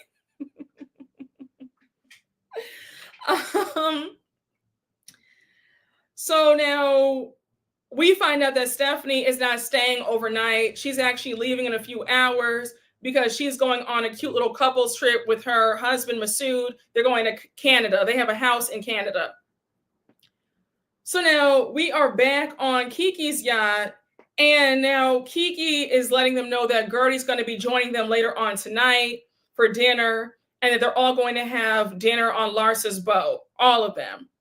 So then she says, it's unfortunate that we had to split the group up. We were actually fighting about who's going to be on whose yacht. Marisol said that she did not want you on her yacht, on the same yacht, Adriana. So Adriana's like, wait, what? Like me? Why? Like I thought me and Marisol were good. So now you have Adriana saying that the problem with Marisol is she has no empathy with her dry, bony, shriveled up ass. When I tell y'all, Adriana had me in tears this entire episode. I mean, the way that glass of champagne had her reading Marisol down. She was saying those inside thoughts that you say you keep up here, or you only tell them, you know, in the privacy of your own home to your mom or your friend. You're venting on the phone off camera. The fact that she had her inside thoughts come out about Marisol, I could not stop laughing. Adriana had me on the floor. I don't think you guys understand. Adriana really had me screaming because she kept harping on those bony knees. Baby, she kept saying those dry ass, shriveled up knees, honey. She was reading Marisol to death. She sure was. She sure was. Listen, baby. Hey, James Potts III for the super chat. With the way Julia's been acting, I would be going full Tia Kemp. Everybody can get red if you don't duck or get out the way. I agree. Oh, listen, Tia Kemp's mouth is lethal. All right. Imagine if Julia threw that water at Tia Kemp. Tia Kemp, by the way, if you don't know, that's Rick Ross's baby mother. And if you see her on TikTok, that woman cusses so well. Like, she could be a professional cusser. That's how well she will cuss you out. Okay. Hey, LCM 1983. Thank you for the super chat. I live for you dragging RHOP. Well, listen, Potomac is going to always get it. Potomac will give you a sorry spread with some beans and franks. When Karen had that pickleball event, season 8 with NECA, and she had a tinfoil pan of beans and franks, I said, Karen, no, ma'am. No, ma'am. Potomac needs to get it together, honey. They will have you, they'll have a spread of, a croissant and a piece of fruit and maybe a slice of cheese for all 8 of them. No, ma'am. But we do see Julia, we go back to Larsa's yacht, and Larsa and Julia's talking about, Marisol says that she just could not be on the same boat as Adriana, and how she just wants to have fun because all Adriana does is just give her a hard time. And I said, wait, the same way you were giving Dr. Nicole a hard time when she was on the show for no reason. So it's okay when you bully somebody, but when somebody returns that same energy to you, now you're the victim. Got it. I don't feel any way about Adriana eating up Marisol at all, because Marisol has been so nasty to so many people. So I don't feel any way about it. The fact that she wants to play victim, I said, no, ma'am, we're not doing this. We're not doing this today. So now you have Julia saying, oh, I understand how Marisol feels because, if I had to be on the same boat as Guerdy, I'd be like, oh no, I just can't do it. I just can't do it. I said, Julia, shut up. You threw water in her face. What aren't we getting? What's not clicking? Like, I don't get it. You assaulted somebody, but yet you have the nerve to say that you can't be around them. On what planet? Like, what planet are you living on? This is mind-boggling that the villain is sitting up here playing the victim. So annoying. I hate when people can dish it but can't take it. You can count on Brooke to roast a host with a sorry spread of food. Exactly. Julia assaulted a cancer survivor and she has the audacity to play victim. Wow. Yeah, it's like the gall. The gall. So now so we're back on Kiki's yacht. And Adriana says the problem with Marisol is she has zero talent. That's her issue. She's manipulative. She's cunning. So here's where Adriana really had me like, wait, what? I had to rewind this part back. Adriana says, the fake Birkin bags and the cubic zirconia rings will not absolve you of the evil of your soul. I said, wait. I said, Adriana, the read, lethal. I said, Adriana, you did not have to go so hard. Now, we know that Adriana's tea is usually on point. She's usually correct. Whoever is telling her tea, they're batting at like, they have a perfect batting average because Adriana be calling stuff before the girls even know it. The fact that Adriana is saying that your bags are fake and your jewelry is fake, now I'm looking at Marisol with the side eye because Marisol will act like all her stuff, I'm like, Marisol, is it true? So you have fakes? Are you wearing fake bags? Not the same woman acts like she has so much money. You're wearing fakes? Really, Marisol? Really? I said, I said, not Marisol wearing fake bags. I said, whack her again. I said, get her for me. Child. Listen, I was here for the drags and the reads. Okay? I was here for it. Yup, Adriana was playing nice this season. All it took was a drop of liquid courage. You said... Y'all know that when the FBI did an inventory of Jen Shah's stuff, most of her bags were fake and had no value for the victims to get. Yeah, I reported on that whole thing. They said all of her stuff was fake and all of her jewelry was fake too. She was out there wearing fake Cartier, fake Van Cleef, fake David Yurman. The Porsche that she was driving was her neighbor's Porsche. All of it was fake. The things that people will do, it's embarrassing. It is a shame. It is a shame. Listen, let me tell you something. This is just for me. I'm speaking for me. Let me put that disclaimer out there. I'm not going to fight. I'm not fighting with you in the chat. I'm not going to fight with you in these comments. For me personally, I like all my stuff real. If you see it on me, it is 100% real. It is never that deep where I want to get a fake. That's just me. If I can't have the real thing, then I'll just go without.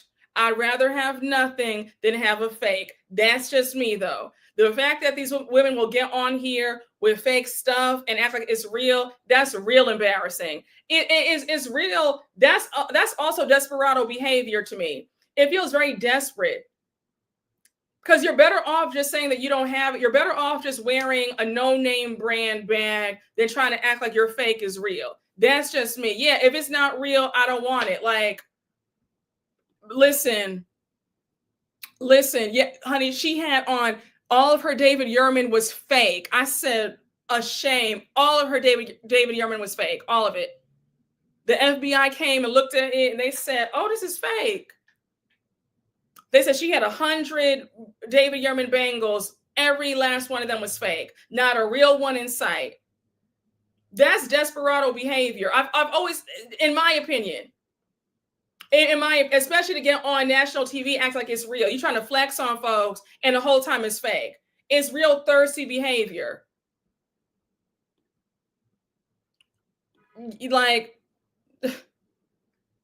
yeah, you can still dress up a no-name brand and still act. Yeah, exactly. Like, listen, it's not that deep. There are so many cute bags that are not designed that you can get for you to resort to getting a fake bag. That's just my opinion. That's just my opinion. My humble opinion. But I'm an all or nothing girl. I'm a very extreme girl. Like if I can't. Oh, it's real or it's nothing. I'm not. No. If I can't get a real, then I'm cool. It's never that deep. It is never that deep.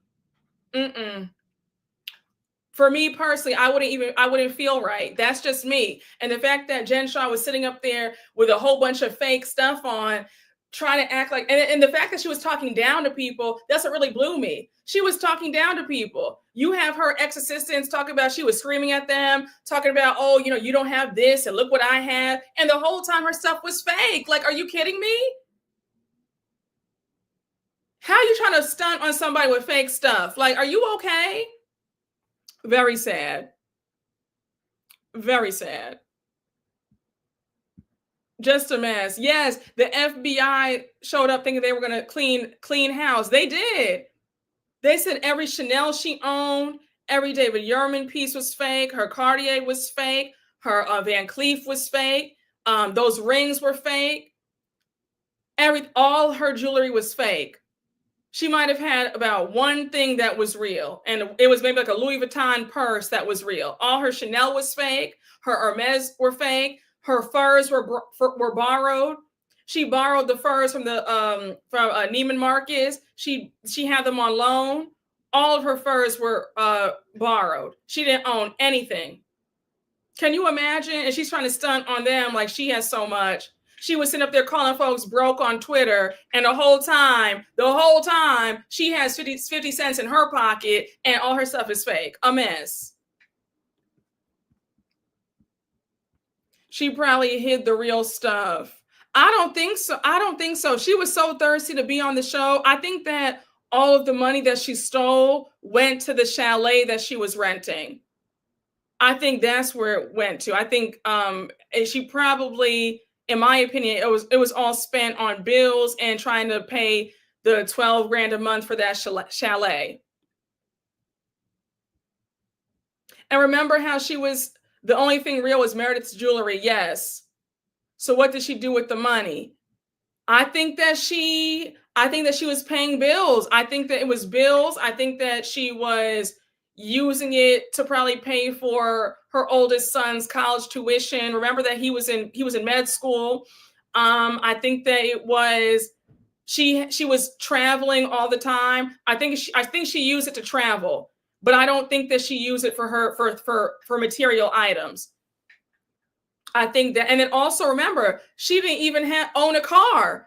She couldn't even lease a car because she had that Porsche, and that Porsche was her neighbor's Porsche. Now, listen, I knew something was wrong when we saw Sharif's car, her husband's car. It's no shade, but if you have the money that you claim to have, right? If you have the money that you claim to have, I assume that your husband's car would also be a luxury car too. Follow me here. When I saw Sharif pull up in that, I said, wait, hold on. So you drive a Porsche, and she was claiming that because she claimed that he was making all this money and that they were this power couple. I said, well, shouldn't he also have a luxury car too? You get where I'm going with it? And then one time when the Porsche wasn't in the driveway and her aunt picks her up, and I said, this is interesting. Why is your aunt picking you up? Where's your car at? And then her neighbor came out and exposed her and said, no, she's been borrowing my car for the last several months. This is my Porsche. A mess. You said a power couple with no electricity. That's not necessarily true. In the UK, the rich people have sports cars and a beat up car, but maybe that's a UK thing. Yes.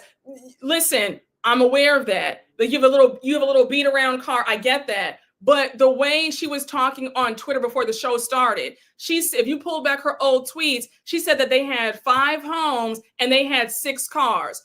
If you have 6 cars, why are we only seeing 2 cars in the driveway? And half the time we don't even see the Porsche in the driveway. We just see the beat around car, right? Wouldn't you have the beat around car tucked in the garage, and you would have the luxury cars out on display? Just saying. That's just how my mind works. For somebody who talks as big as she did, the math wasn't mathing. I'm not saying that people who have money don't have a beat around car, but the fact that we always saw it, and she claimed that she had all these luxury cars. Just saying. Just saying.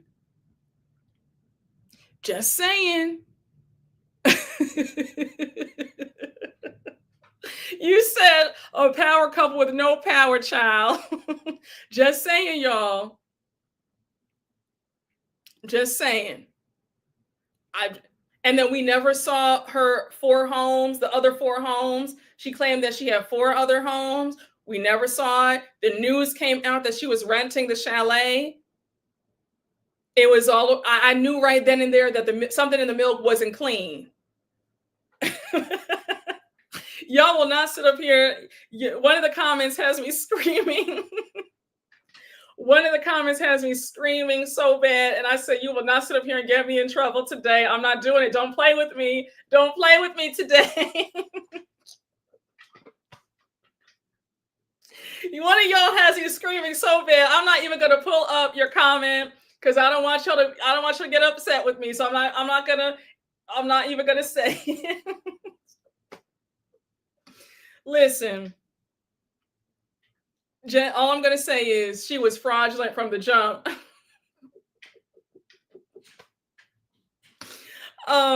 And then I told you guys how Jen Shah, before the show came on, she was trying to bribe me. She was like, give me some money. She ended up giving another blogger some money. Yeah, I said, girl, I don't need your money. I'm not going to be bribed. I'm going to say what I want to say. And then after I was saying what I wanted to say, she stopped contacting me. But yeah, she was in people's DMs trying to bribe them. And yeah, she was trying to bribe me. I said, no, girl, I'm good. I don't need your money. I said, I am very much good. I don't need whatever you have. Yeah, she was trying to bribe and like get me to say what she wanted me to say. And she's so fraudulent, I wouldn't even have seen the money. But I told her, oh no, I said, that's not happening. That is not happening. Yep. I remember I told you guys this in my SOC recap for last season. It was one of the reunion recaps. I told you guys the whole story about she tried to come into my DMs trying to bribe me. She had her assistant come in my DMs.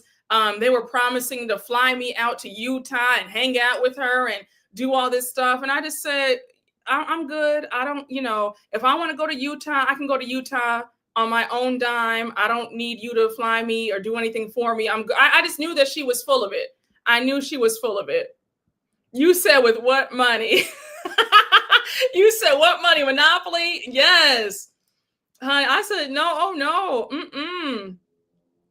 Oh, I wasn't going to do it. I was not, I wouldn't even feel right doing it. And she couldn't give me anything. The offer wasn't going to be good anyway. You get what I'm saying? I wasn't going to do that. I was new to YouTube and I just wanted to be fair. I've always wanted to be fair. And then people don't think if you accept bribes from the housewives, now you're like beholden to them, right? And now they can always have that over your head where they say, well, if you don't say what I want you to say, then I'll tell people that, that I gave you money. So I don't want that over me. I don't need that over me. I don't need, I'm good. I don't need their money. I'm good. It's, nothing. We're good over here. We that's all. You know what I'm saying? I don't need any of the housewives' money. I'm good.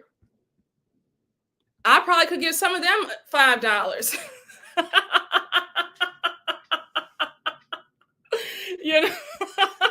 A scammer from the jump, thinking that they could impress you when you were that girl. Thank you.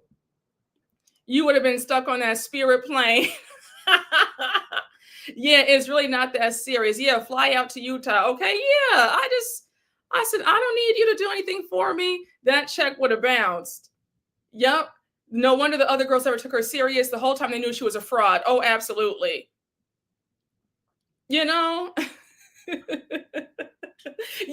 Okay. Listen. Okay. You could have given her money. I absolutely could have. She's trying to bribe me when I could help her.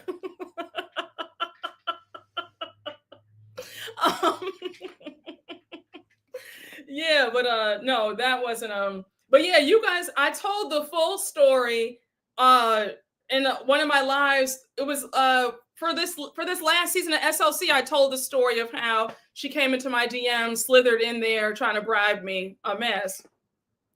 But back to Miami. So we now have Adriana saying that, what did she say? Okay, the fake Birkin bags, cubic zirconia. We get back to Larsa's yacht and we see Alexia and Stephanie going at it. Alexia says, Stephanie says, you were barking at me. Alexia says, I don't bark. Stephanie says that she's a lion. Alexia says that she's a Rottweiler. Honestly, that whole little argument was so stupid. And Alexia is so proud to call herself a Rottweiler. Really? Are you okay, Alexia? I said, girl, I guess. So when I tell y'all, I thought that Kiki looked amazing when she changed into her swimsuit. That 1950s, like pinup style, the hair, like Kiki looked flawless. I mean, chef's kiss, she looked stunning. She looked so good. Lisa also looked good in her swim. She looked really good too.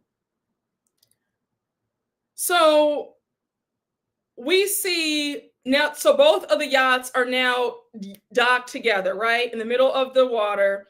And we have Adriana saying hello to Larsa's yacht. They kind of ignore her.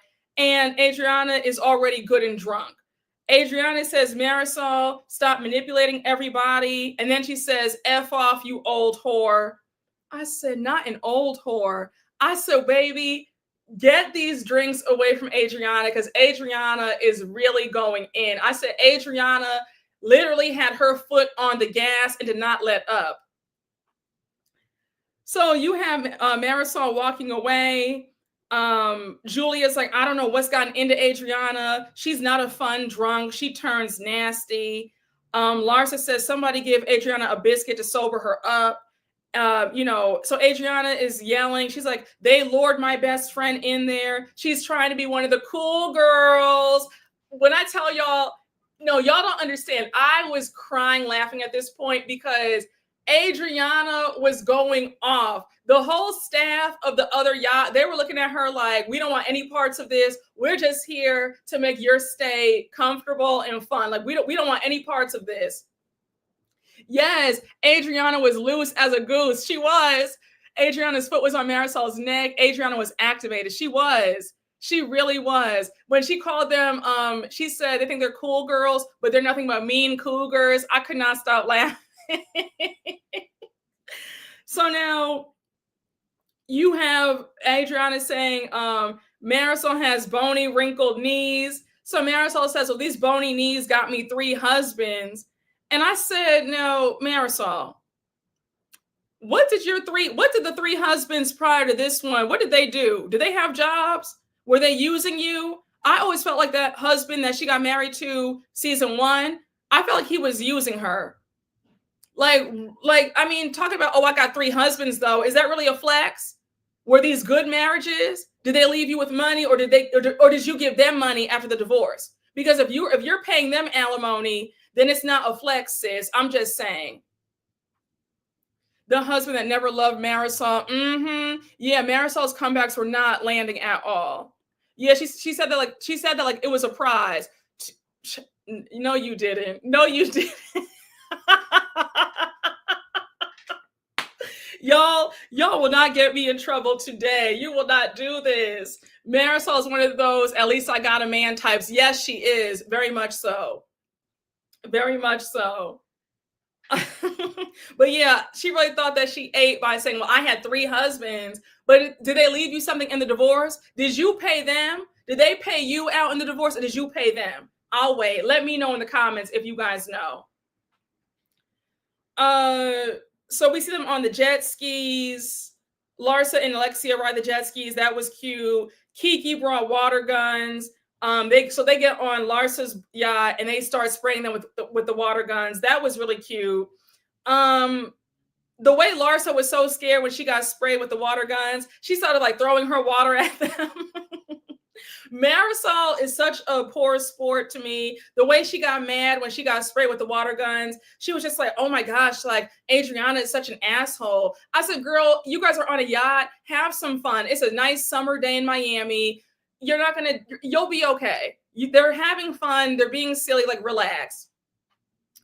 Adriana says that Marisol is like the wicked witch. She starts melting and she's Glinda the good witch. So now you have, we see that Stephanie already left. She went to Canada. She went on the trip to see her husband in Canada. So Larsa says that dinner is in an hour, so let's start getting ready. And now we see Julia and Adriana go off to talk. So they bring up Guerdy's event, and Julia says, Adriana, why didn't you come after me when Guerdy pulled that stunt at her event? Adriana says, well, somebody needs to mediate between you guys. Julia says what Guerdy did was wrong. And I said, no, it was not wrong. And are you completely forgetting that you assaulted her first? You don't get to tell somebody what's right and wrong when you assaulted them, period. If Guerdy wants to have her foot on your neck from now until the end of time, that is her right. You assaulted her for no reason. So there is no Guerdy was wrong. What Guerdy did was just right. Let's be clear. Adriana, let me just whack you quickly, because for you to co-sign and say, well, it was wrong and I don't condone it. Absolutely not, Adriana. Absolutely not. You know good and damn well that Guerdy was well within her right to clap back after she was violated first, period. I don't want to hear anybody say that Guerdy was wrong. Guerdy was well within her right to do what she did.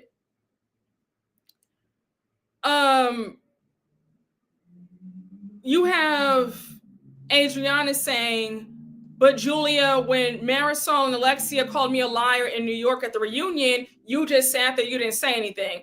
Julia gives some BS excuse saying, oh, well, I thought you guys were friends for a long time. I had to understand where they were coming from. Adriana says, well, no, the same way you were quiet when they got on me, I was quiet when that happened to you. So now you have Julia saying that what Guerdy did was so perverse. What Guerdy did was so perverse. Are you insane? You sat up there and assaulted Guerdy. You threw a drink at Guerdy. Threw it right in her face. What are you talking about? What Guerdy did to you was perverse. Yes, and I didn't like that word either. I said of all words to use, perverse. I just said, excuse me? Like, they are really determined to paint her out as the villain. I was so annoyed. I was so irritated. I was so pissed when she said that. Now, I was happy when Adriana said putting receipts up on a wall versus splashing water in somebody's face. Like, let's be real. I was happy that she said that Julia did start this whole thing first. She says, but God forbid that Julia gets called out on anything. So now we see Julia. So this is showing us the cracks in their friendship, and this is why they don't speak now. So now we see Guerdy arrive. It's time for dinner. Now, when I tell y'all that spread looked amazing, Kiki says that she handpicked every dish, giving them a little piece of Haiti. Now, a quick sidebar. I had Haitian food for the first time a few years ago.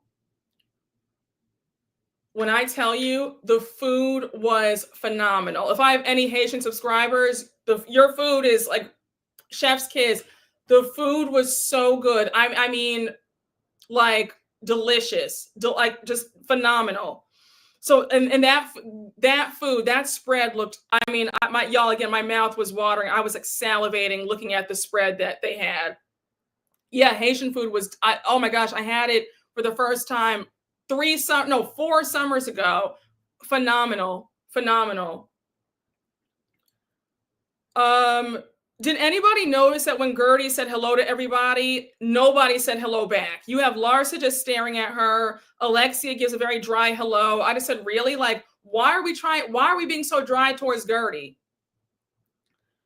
So now it's a bit awkward at the table. Lisa says, I want everybody to lighten up. So she says, guys, let's do an exercise. Let's go around the table and say positive things that we all like about each other. So she starts things off with Adriana and Marisol. Adriana says, well, I like Marisol's fashion sense, and I like how loyal she is to Alexia. So now it's Marisol's turn. Marisol's taking a long time to think of something good, but Marisol says, well, I think it's cool that you can play the piano. I wish I could play the piano. So they all say, oh, wow, that's great. That's nice, right?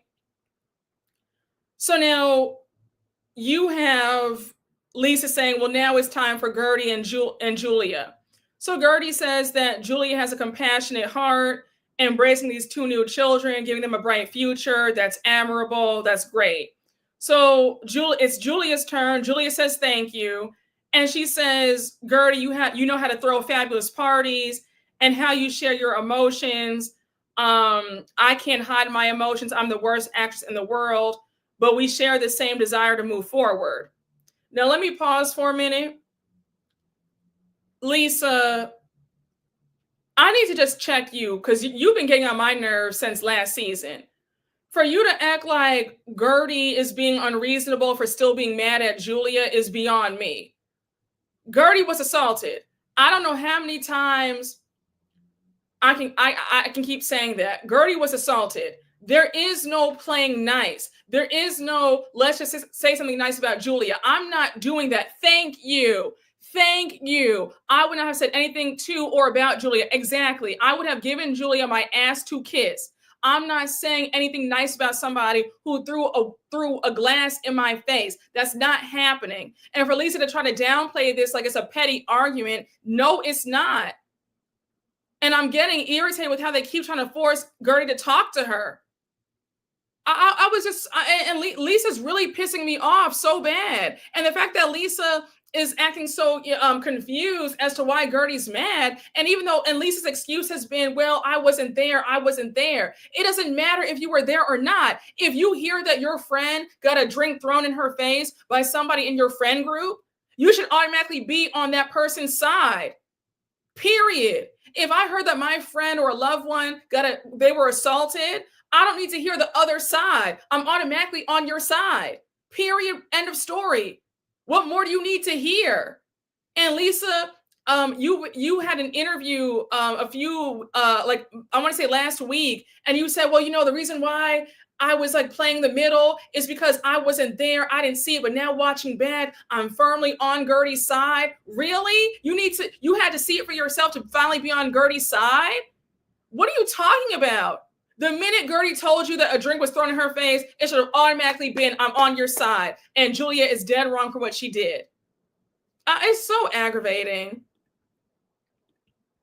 Yes, none of them care. They didn't even read the text. Exactly. I love how the audience is supporting Guerdy, rightfully so. Same. The overt racism is so irritating on this show. It is. That same dust that Kenya gave Britt at her event. Child. Yes, now they're trying to clean it up. They all are. It's aggravating. Yes, when Black women are assaulted, humiliated, their kids are bullied by adults, they always have to be the bigger person. And Bravo has facilitated that behavior. Very triggering. Oh, it's sick. It's truly sick. Lisa needs to grow up and stop trying to play the middle and stop being so immature. Because I can assure you that had a drink been thrown in her face, we would never hear the end of it. And she'd be livid if Guerdy said, well, I wasn't there, so I can't choose sides. I'm just so annoyed. Yeah, even if my friend threw a drink, I would immediately check them. Same here. I was just so annoyed. Lisa is a low-down idiot. Oh gosh. And I mean it's disheartening because I've always liked Lisa, but over the last few seasons she's really turned me off. And this season especially, she's been aggravating. So now you have Guerdy saying, well, I thought we did move forward, but then what happened at Alexia's event with the life coach? So Julia's excuse for bringing it back up again is that the life coach was there, so she wanted to ask the question to see if he could help them. Julia, that's BS. You brought that back up to the life coach because you wanted a moment, you wanted some screen time, and you were trying to get the group to rally around you, and you wanted to make Guerdy look bad because you told Guerdy the week before at lunch that you guys were going to dead the issue, you would not be talking about it anymore, and you were leaving it right there. For you to go back on your word and bring it back up at Alexia's event, no, ma'am. And I'm so glad that Guerdy clocked that and said, no, that's not how I took it, because we had already promised each other not to bring this up again, and you went back on your word, period. So now you have Alexia jumping in to chastise Guerdy. She says, why did you do that, Guerdy? Because nobody here thinks that what you did was okay. So you have Marisol saying, oh yeah, it was just horrible. It was horrible. I couldn't believe it. So Guerdy says, well, I'm not really here to get counsel on who thinks it was right. How is this affecting you? I'm not saying sorry for it. I said, Guerdy, 10 points for you, because thank you, Jesus, that you stood 10 toes down in it. Exactly. 1, how does this affect your life? This happened to me, and I took care of it how I saw fit, and I don't give a damn, and I would do it again. I said, thank God, because Guerdy, I would have been screaming at you had you bowed down and said, oh my gosh, you know what? I'm sorry. I was so glad you said, I'm not sorry. I would do it again. It is what it is. I said, thank God. Thank God. Yes, I agree. I wish Garcelle had that same energy Guerdy had at the Beverly Hills reunion. I agree. I said, good. Guerdy standing her ground. I was so happy, y'all. No, Guerdy gets a standing ovation for real. I agree. I was so proud of Guerdy for not backing down and apologizing. She owes these women nothing. I agree. I said, listen, I'm here. I said, come through, Guerdy, come through. I was right there with her because I would have said the same thing. So Guerdy reveals that this has happened to her before when she was little. She says that she was a tall girl at the age of 9. She was isolated and picked on. She was sent to this area where the other kids who couldn't speak English were. She was made fun of about her name. She says that right now, she's not interested in kissing anybody's ass. I said, I know that's right. So now Guerdy says, you guys walked out like it was a dick pic. Alexia, the fact that you are now backpedaling on Entertainment Tonight and all the other outlets says a lot. Because when you fixed your mouth in this moment to say that you would have rather Guerdy put up a dick pic than this, because what she did was so disgraceful, I said, I know you're lying. I said, I know you are lying to me today. Because for you to say that out of your mouth, are you insane? You'd rather put up a dick pic? You'd rather her put up revenge P? Are you serious? We saw what happened with Kenya this season of Atlanta, and you know that's illegal, right? What the F are you talking about? You rather see a dick pic than, but you know what though? You're so desperate for men. I'm sure you would want to see a dick pic up on the screen. You're so pressed for a man that you'll take a man any way you can get it. If that means seeing him up on the screen, you'll take that. But I was so annoyed when she said that. I was so annoyed. I said, Alexia has lost her mind. I was pissed. I was so pissed. And then, yes. And then when Alexia said, you could do that to me too. Yeah, we're going to talk about that in a minute. I got you. Thank you. They know if it was a dick pic, they run out too and have an issue with that. Exactly. Alexia is a straight up dummy. The elevator does not go all the way up to the top. Alexia is an idiot and has poor critical thinking skills, which is why Nicole always clocked her on her lack of intelligence. Exactly. Very much so. That is perverse. Guerdy telling the truth about another woman lying on her and they shuddered. Thank you. What they really upset about is their lies being exposed too. Child, listen, that's another conversation for another day. But the microaggressions on this cast are real loud. So now you have Alexia saying, no, Marisol says, Guerdy, you included all of us when you did that in front of us. I said, Marisol, respectfully, this is why Adriana is tearing you up. Shut your mouth. I don't know why Marisol is still on this show. Julia included all of you guys when she threw that drink on Guerdy at your wedding reception. What are you talking about? So now Guerdy says, well, she also screeched and assaulted me at the top of your lungs at your wedding. Did you see how Marisol was silent when Guerdy shut her up? I said, oh, okay. So when Guerdy clocks it, now you're quiet because you know that Guerdy's correct. The fact that you didn't say anything about your wedding reception being ruined by Julia's actions and her assault speaks volumes. The fact that you're angrier about what Guerdy did than what Julia did at your wedding reception says a whole lot. Marisol, I don't want to see any tears from you or Alexia at this reunion. I better not see them. And you better not say, well, no, I don't know. Well, we were in such a daze. I don't want to hear the excuses. Y'all better just say, I'm sorry to Guerdy, and you better kiss the ground that Guerdy walks on going forward. Because for you to say that Guerdy involved you guys in all this, well, so did Julia when she assaulted her in the first place. Marisol, I'm still not over your husband at the bar laughing while Guerdy got assaulted at your wedding reception. He's over there saying, oh yeah, oh, this is so crazy. I hope they don't kick us out. Your husband is a coward and he's a loser too. The fact that he wouldn't come to somebody's aid when they're being harassed and assaulted also speaks volumes. Y'all, it's so apparent they don't like Guerdy. They want her off this show because the way they're acting is just mind-boggling.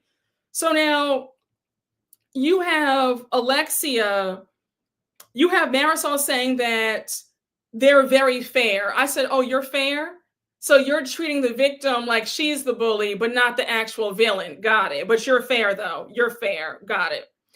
So now you have Alexia saying, you could do the same thing to me, Guerdy. And Guerdy says, so she can throw water at you too? And Alexia was stunned. All she says is, well, I know. Alexia, the fact that you're defending somebody throwing water on Guerdy, the fact that you're saying that you're more afraid of Guerdy showing a text message versus somebody assaulting you says a lot. The fact that you were going to sit up there and try to twist your body into a pretzel to reach and try to paint Guerdy as the villain speaks volumes. Child. Oh, it's very much manipulation. If they get canceled, they can blame themselves. I agree. Fair, but no one blinked when Julia threw that water. Exactly. Guerdy better clock them again and again at the reunion. Oh, I really hope she does. Oh, it was absolutely gaslighting, 100%. Alexia and Julia are on an apology tour that's not working. The audience is not buying this chaos. Oh, no, we're not. We're not. And Alexia is doing her hardest. And Julia was up there in the clubhouse talking about, I want to look at the camera. I just want to say, Guerdy, I am very sorry. Julia, enough. Because you were sitting up there being shady when the episode of you assaulting Guerdy aired. You were sitting up there defending yourself. Now, all of a sudden, you're getting torn up. Now you want to say, oh, no, I'm sorry. Please forgive me. I wish I'd never done that. Shut up. You're only doing that because you're losing. You are losing in the court of public opinion. We don't like you. We want you off the show. And you know that your job is on the line. But it's not sincere. It's very disingenuous, and you're a phony. I'm surprised the venue let Julia stay. Same. My parents would have kicked her out and checked on Guerdy. Same. Alexis on her PR tour. You have the internet tearing them up online. So we have who I forgot. Oh, it was funny because as this is going on, Adriana is standing up asking the crew if they can open up the bottle of wine for her. So you have Julia saying, Adriana, where are you? You're over here. You're over there asking for some more wine while your best friend is over here, going through it. Girl, you'll be okay. You don't need anybody to defend you and your actions. You had no issue. You didn't need Adriana then when you threw that drink on Guerdy. Now all of a sudden you need Adriana's help? No. You'll be okay. You just need Adriana's help because Guerdy's tearing you guys all up. So now You have the producer asking everybody if they read the text messages. They all say no. Guerdy, Larsa says, well, I don't feel like these messages should be released in front of strangers. Then she says, well, I don't even care. So if you don't even care, Larsa, then why are you so pressed about what Guerdy did? Period. Like, that makes no sense. You don't care, but yet you're mad at Guerdy. Does that make sense? Lisa, was that Lisa in the background saying that what Guerdy did was a booby trap? I said, Lisa, respectfully, shut up, please. I'm so tired of Lisa and this ditzy act. She's got it. Like, it's enough already. And how was it a booby trap when Guerdy got assaulted? I just get so aggravated with this cast. So now you have Julia and Guerdy coming to some sort of resolution. Guerdy says, look, Julia, if you want to have a private conversation again, we can. Julia says, absolutely. We should have a private conversation. Right now, our feelings are too raw. Let's give it some time and then have a conversation like two adults moving forward. Guerdy says, absolutely. That's done. Personally, there is no conversation to be had other than me calling the police on you and us talking through lawyers and the courthouse, because I have nothing more to say to you after you assault me. There is nothing more to be said. There is no more conversation. There's no more conversation after that. What are we talking about? The only conversation that should be had is you apologizing for what you've done. Period. And Guerdy, I was irritated that you even suggesting a conversation. There's nothing more that needs to be said. And Guerdy, I'm going to tell you just like this. If you apologize to Julia again, you and I are going to have an issue.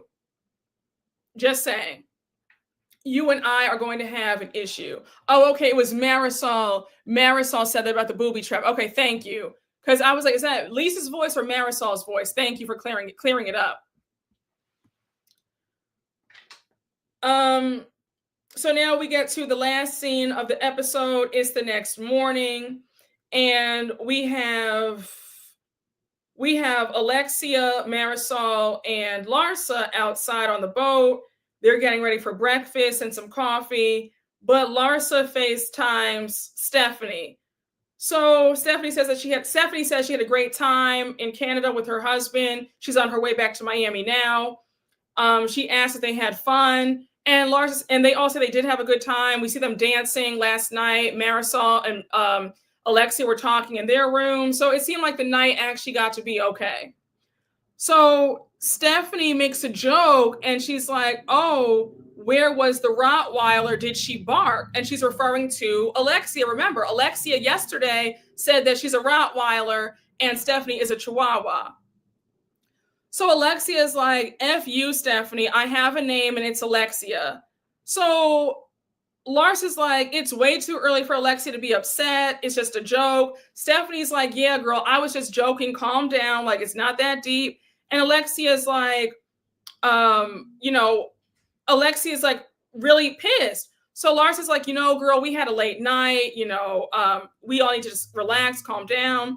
Stephanie says, well, isn't that what Alexia called herself yesterday? She said that she was a Rottweiler and I was a Chihuahua. She came up with the name herself. I didn't say it.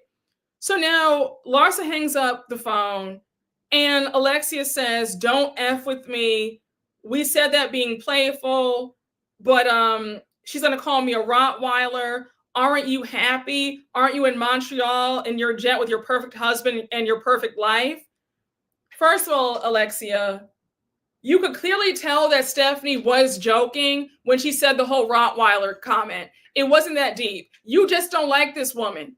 It's another situation where you feel away. The fact that you keep projecting and saying, oh, your perfect life and your perfect husband and your jet, you're clearly envious.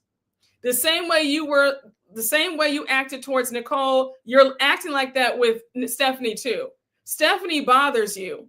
And I'm not any Stephanie fan either, but I can still call a spade a spade. For you to have gone off the deep end over a simple joke is ridiculous, and you know it. Even Larsa said it's giving jealousy because there's no reason why Alexia is that upset.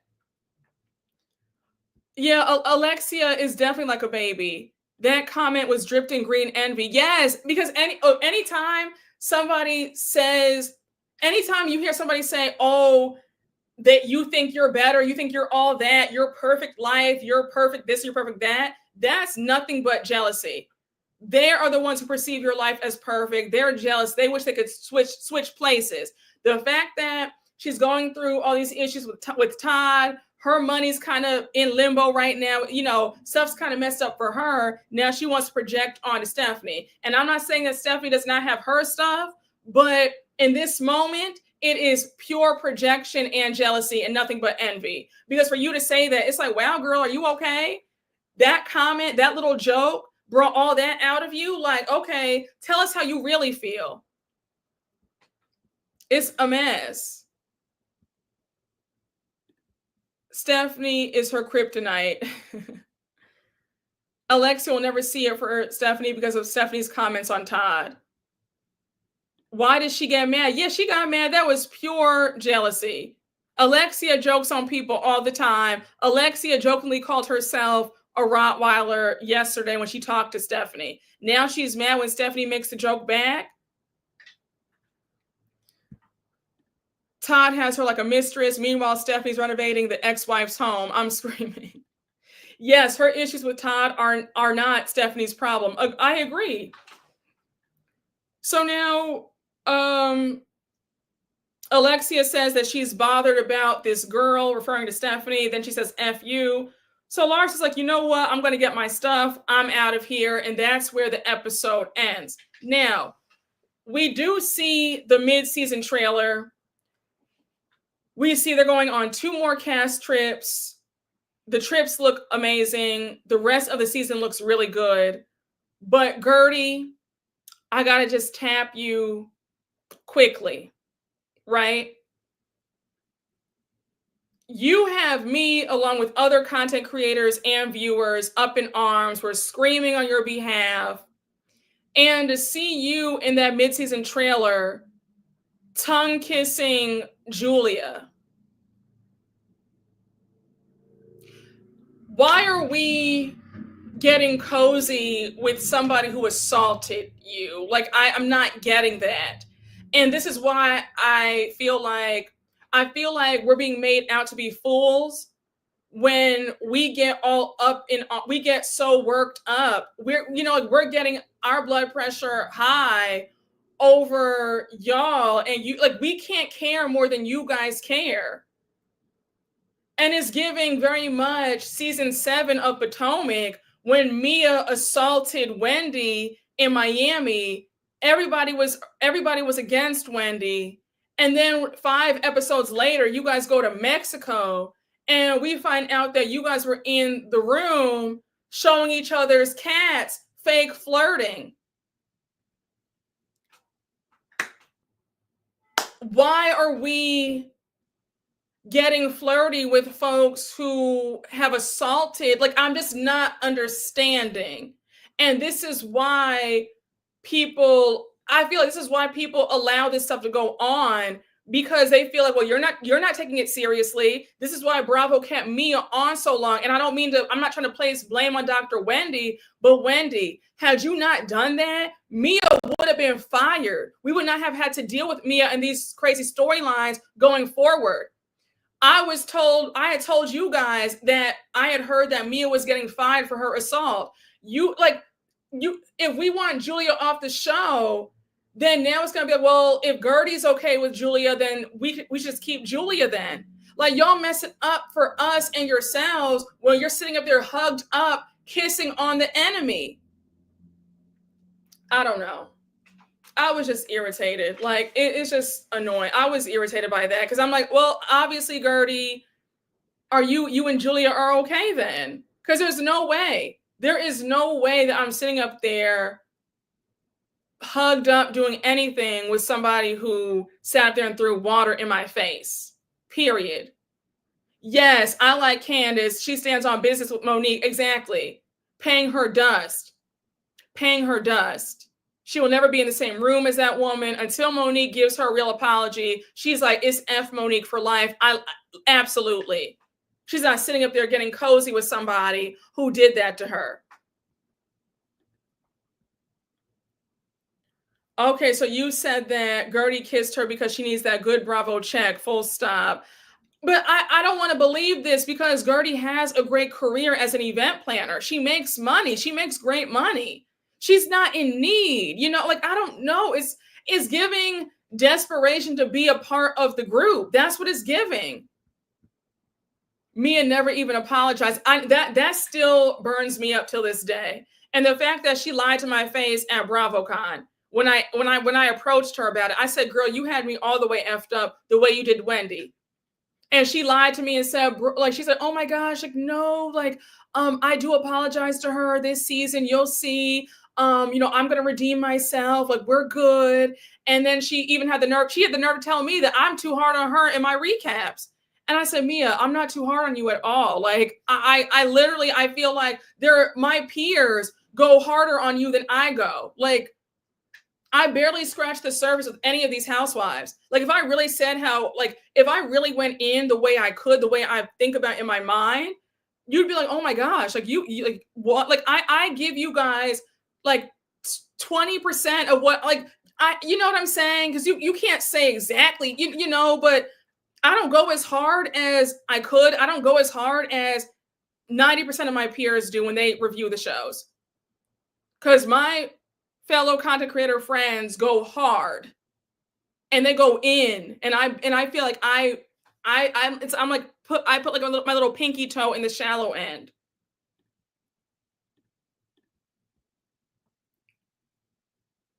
I don't know.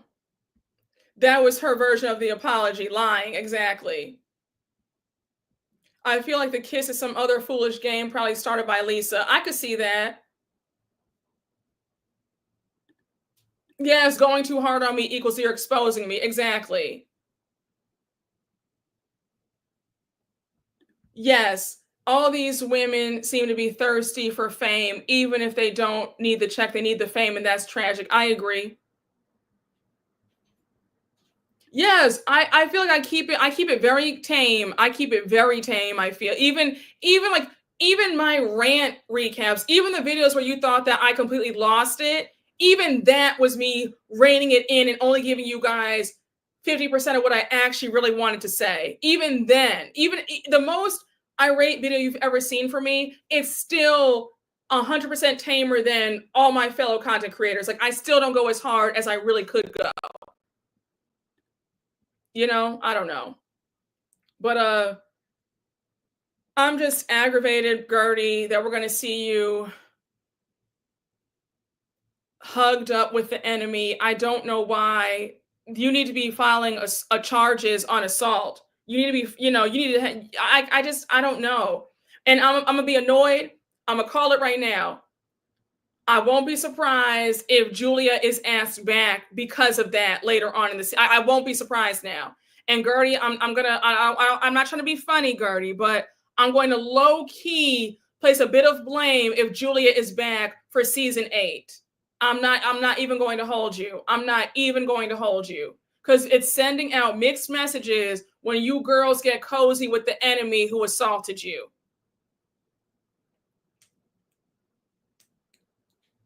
So I'm just, I'm not too pleased, Guerdy. I'm not too pleased. And it has me thinking that, like,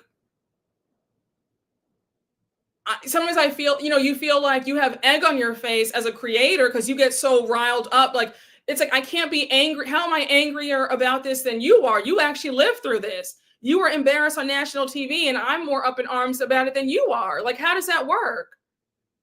I don't know.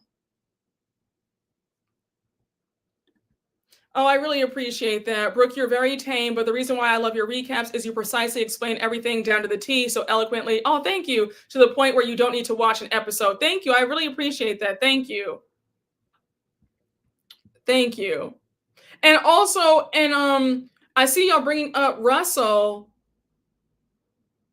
If I were Russell, I'd be annoyed because it's like, well, this woman assaulted you. Like, like, why are we getting all super close with the enemy? I don't know. Let's hold out on some hope, guys. We still have the reunion. I agree. I don't know. I'm holding out on hope that Guerdy gets her lick back at this reunion. I'm praying that this is Julia's last season.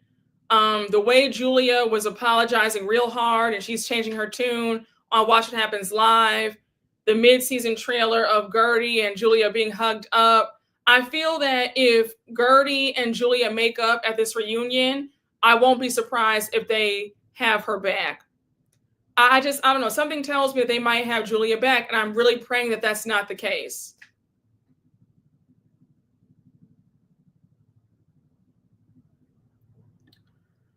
I feel it, Brooke, but these Black women on Bravo have grown up in very hostile and racist environments. They are coping in a world that does not want to acknowledge Black women's humanity. But I mean, I get that, but to immediately like be all buddy and best friends with somebody who did that to you and show no regard for you, didn't even apologize to you. I don't know. I feel a way about that. And I think that at a certain point, like everybody said in the chat, like I've said, I just feel like a lot of this is to do with the fame. It's the addiction to fame. I think that when you are putting up with this kind of BS and you have the money, you can still live a great life without this Bravo check. It comes down to you want the fame. Look at a certain person on Beverly Hills where she has a boatload of money and they treat her like the punching bag. You know, somebody on your cast tells you, well, you get the ish beat out of you every season and you're back with a smile for more. And she's smiling from ear to ear like the desperado that she is. At that point, you're too far gone. At that point, you know, you are here for the fame. I need the Black housewives to have self-respect. I agree. Yes, they're going along to get along. Yes, I saw that too. Julia was scared to death on Watch What Happens Live. You would see the fear in her face. Absolutely.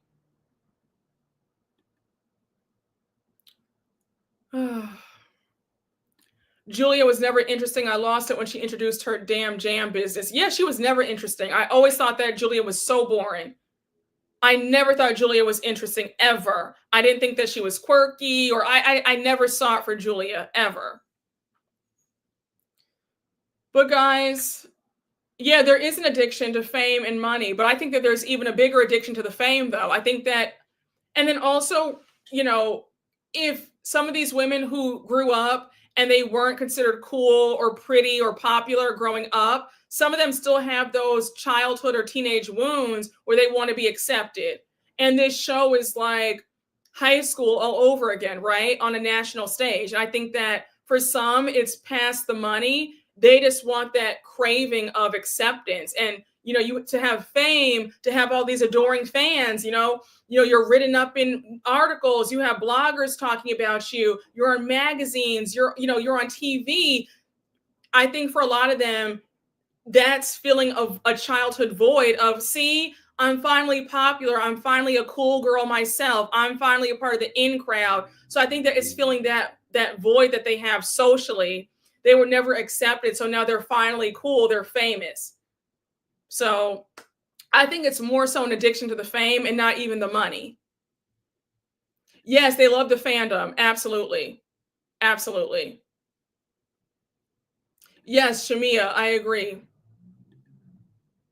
I think that, yeah, a lot of like Jennifer Aiden wasn't cool growing up. And I think that for Jennifer Aiden, she just cannot believe that she's famous.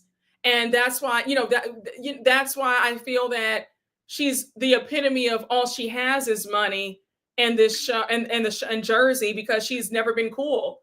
I think a lot of these women, they didn't grow up cool. So this is, to them, being famous is like, oh my gosh, this supersedes their wildest dreams. It never in a million years they think that they would ever be in this position, and they can't let it go.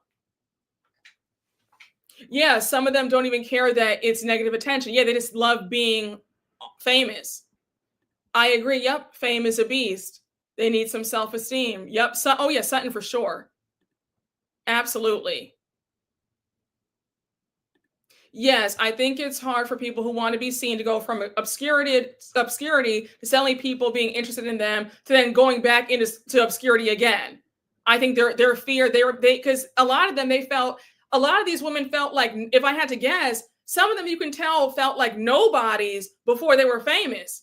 And they feel like if they're off this show, that means that they're back to being a nobody again. So that's why a lot of these women can't let this go. They'll stay on with a fake storyline. They'll conjure up a storyline. They will pay for a storyline.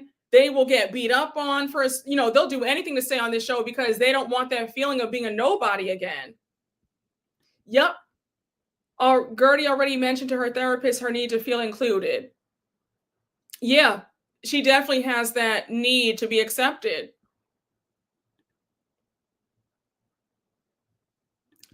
But where can Black women go to have access to fame and financial incentives? There's no safe spaces in Hollywood or TV for Black women, I fear. No, I'm not. No one's saying to disappear from TV. I'm just saying that have some self-esteem before getting on these shows. I think that no one's saying not to be famous. I think, no one's saying not to be known. It's no one's saying that. I'm saying that get your self-esteem intact. The biggest issue for a lot of these women is the self-esteem is not intact. And that's what they're accepting crumbs from the groups. That's what we're seeing people, hugged up with their enemy. They're allowing themselves to get beat up on because they want the fame and they want the money so bad. But I think that if you have the self-esteem in check, you're good.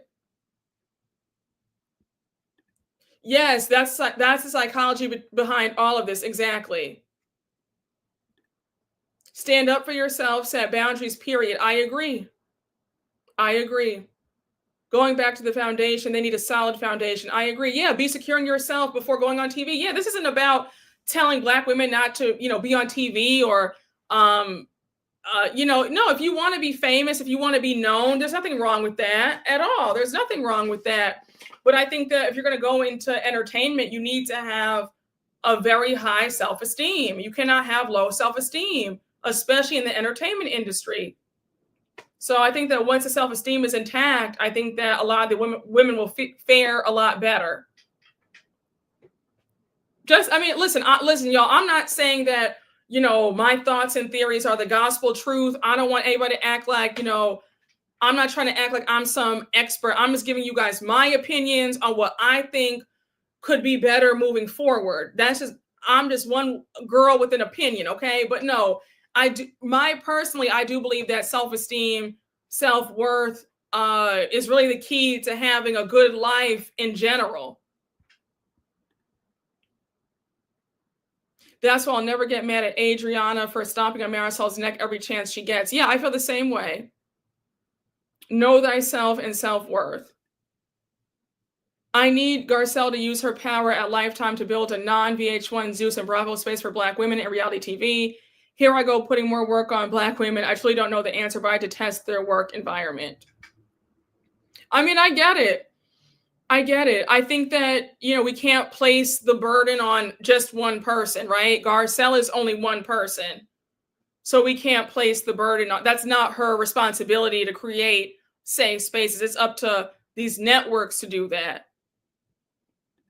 Everyone has that general need to be included and wanted. Yes, but some people have that need, a bigger need than others, which is like a hindrance to them.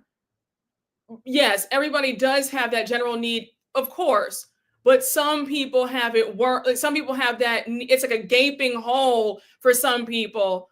Other people build that up where it's like, listen, if you accept me or you don't, I'm still going to be fine. Like life is still going to go on. I'm still going to be good. And then other people never get to that. There are people who never get to that feeling. They always just feel like I just want to be included.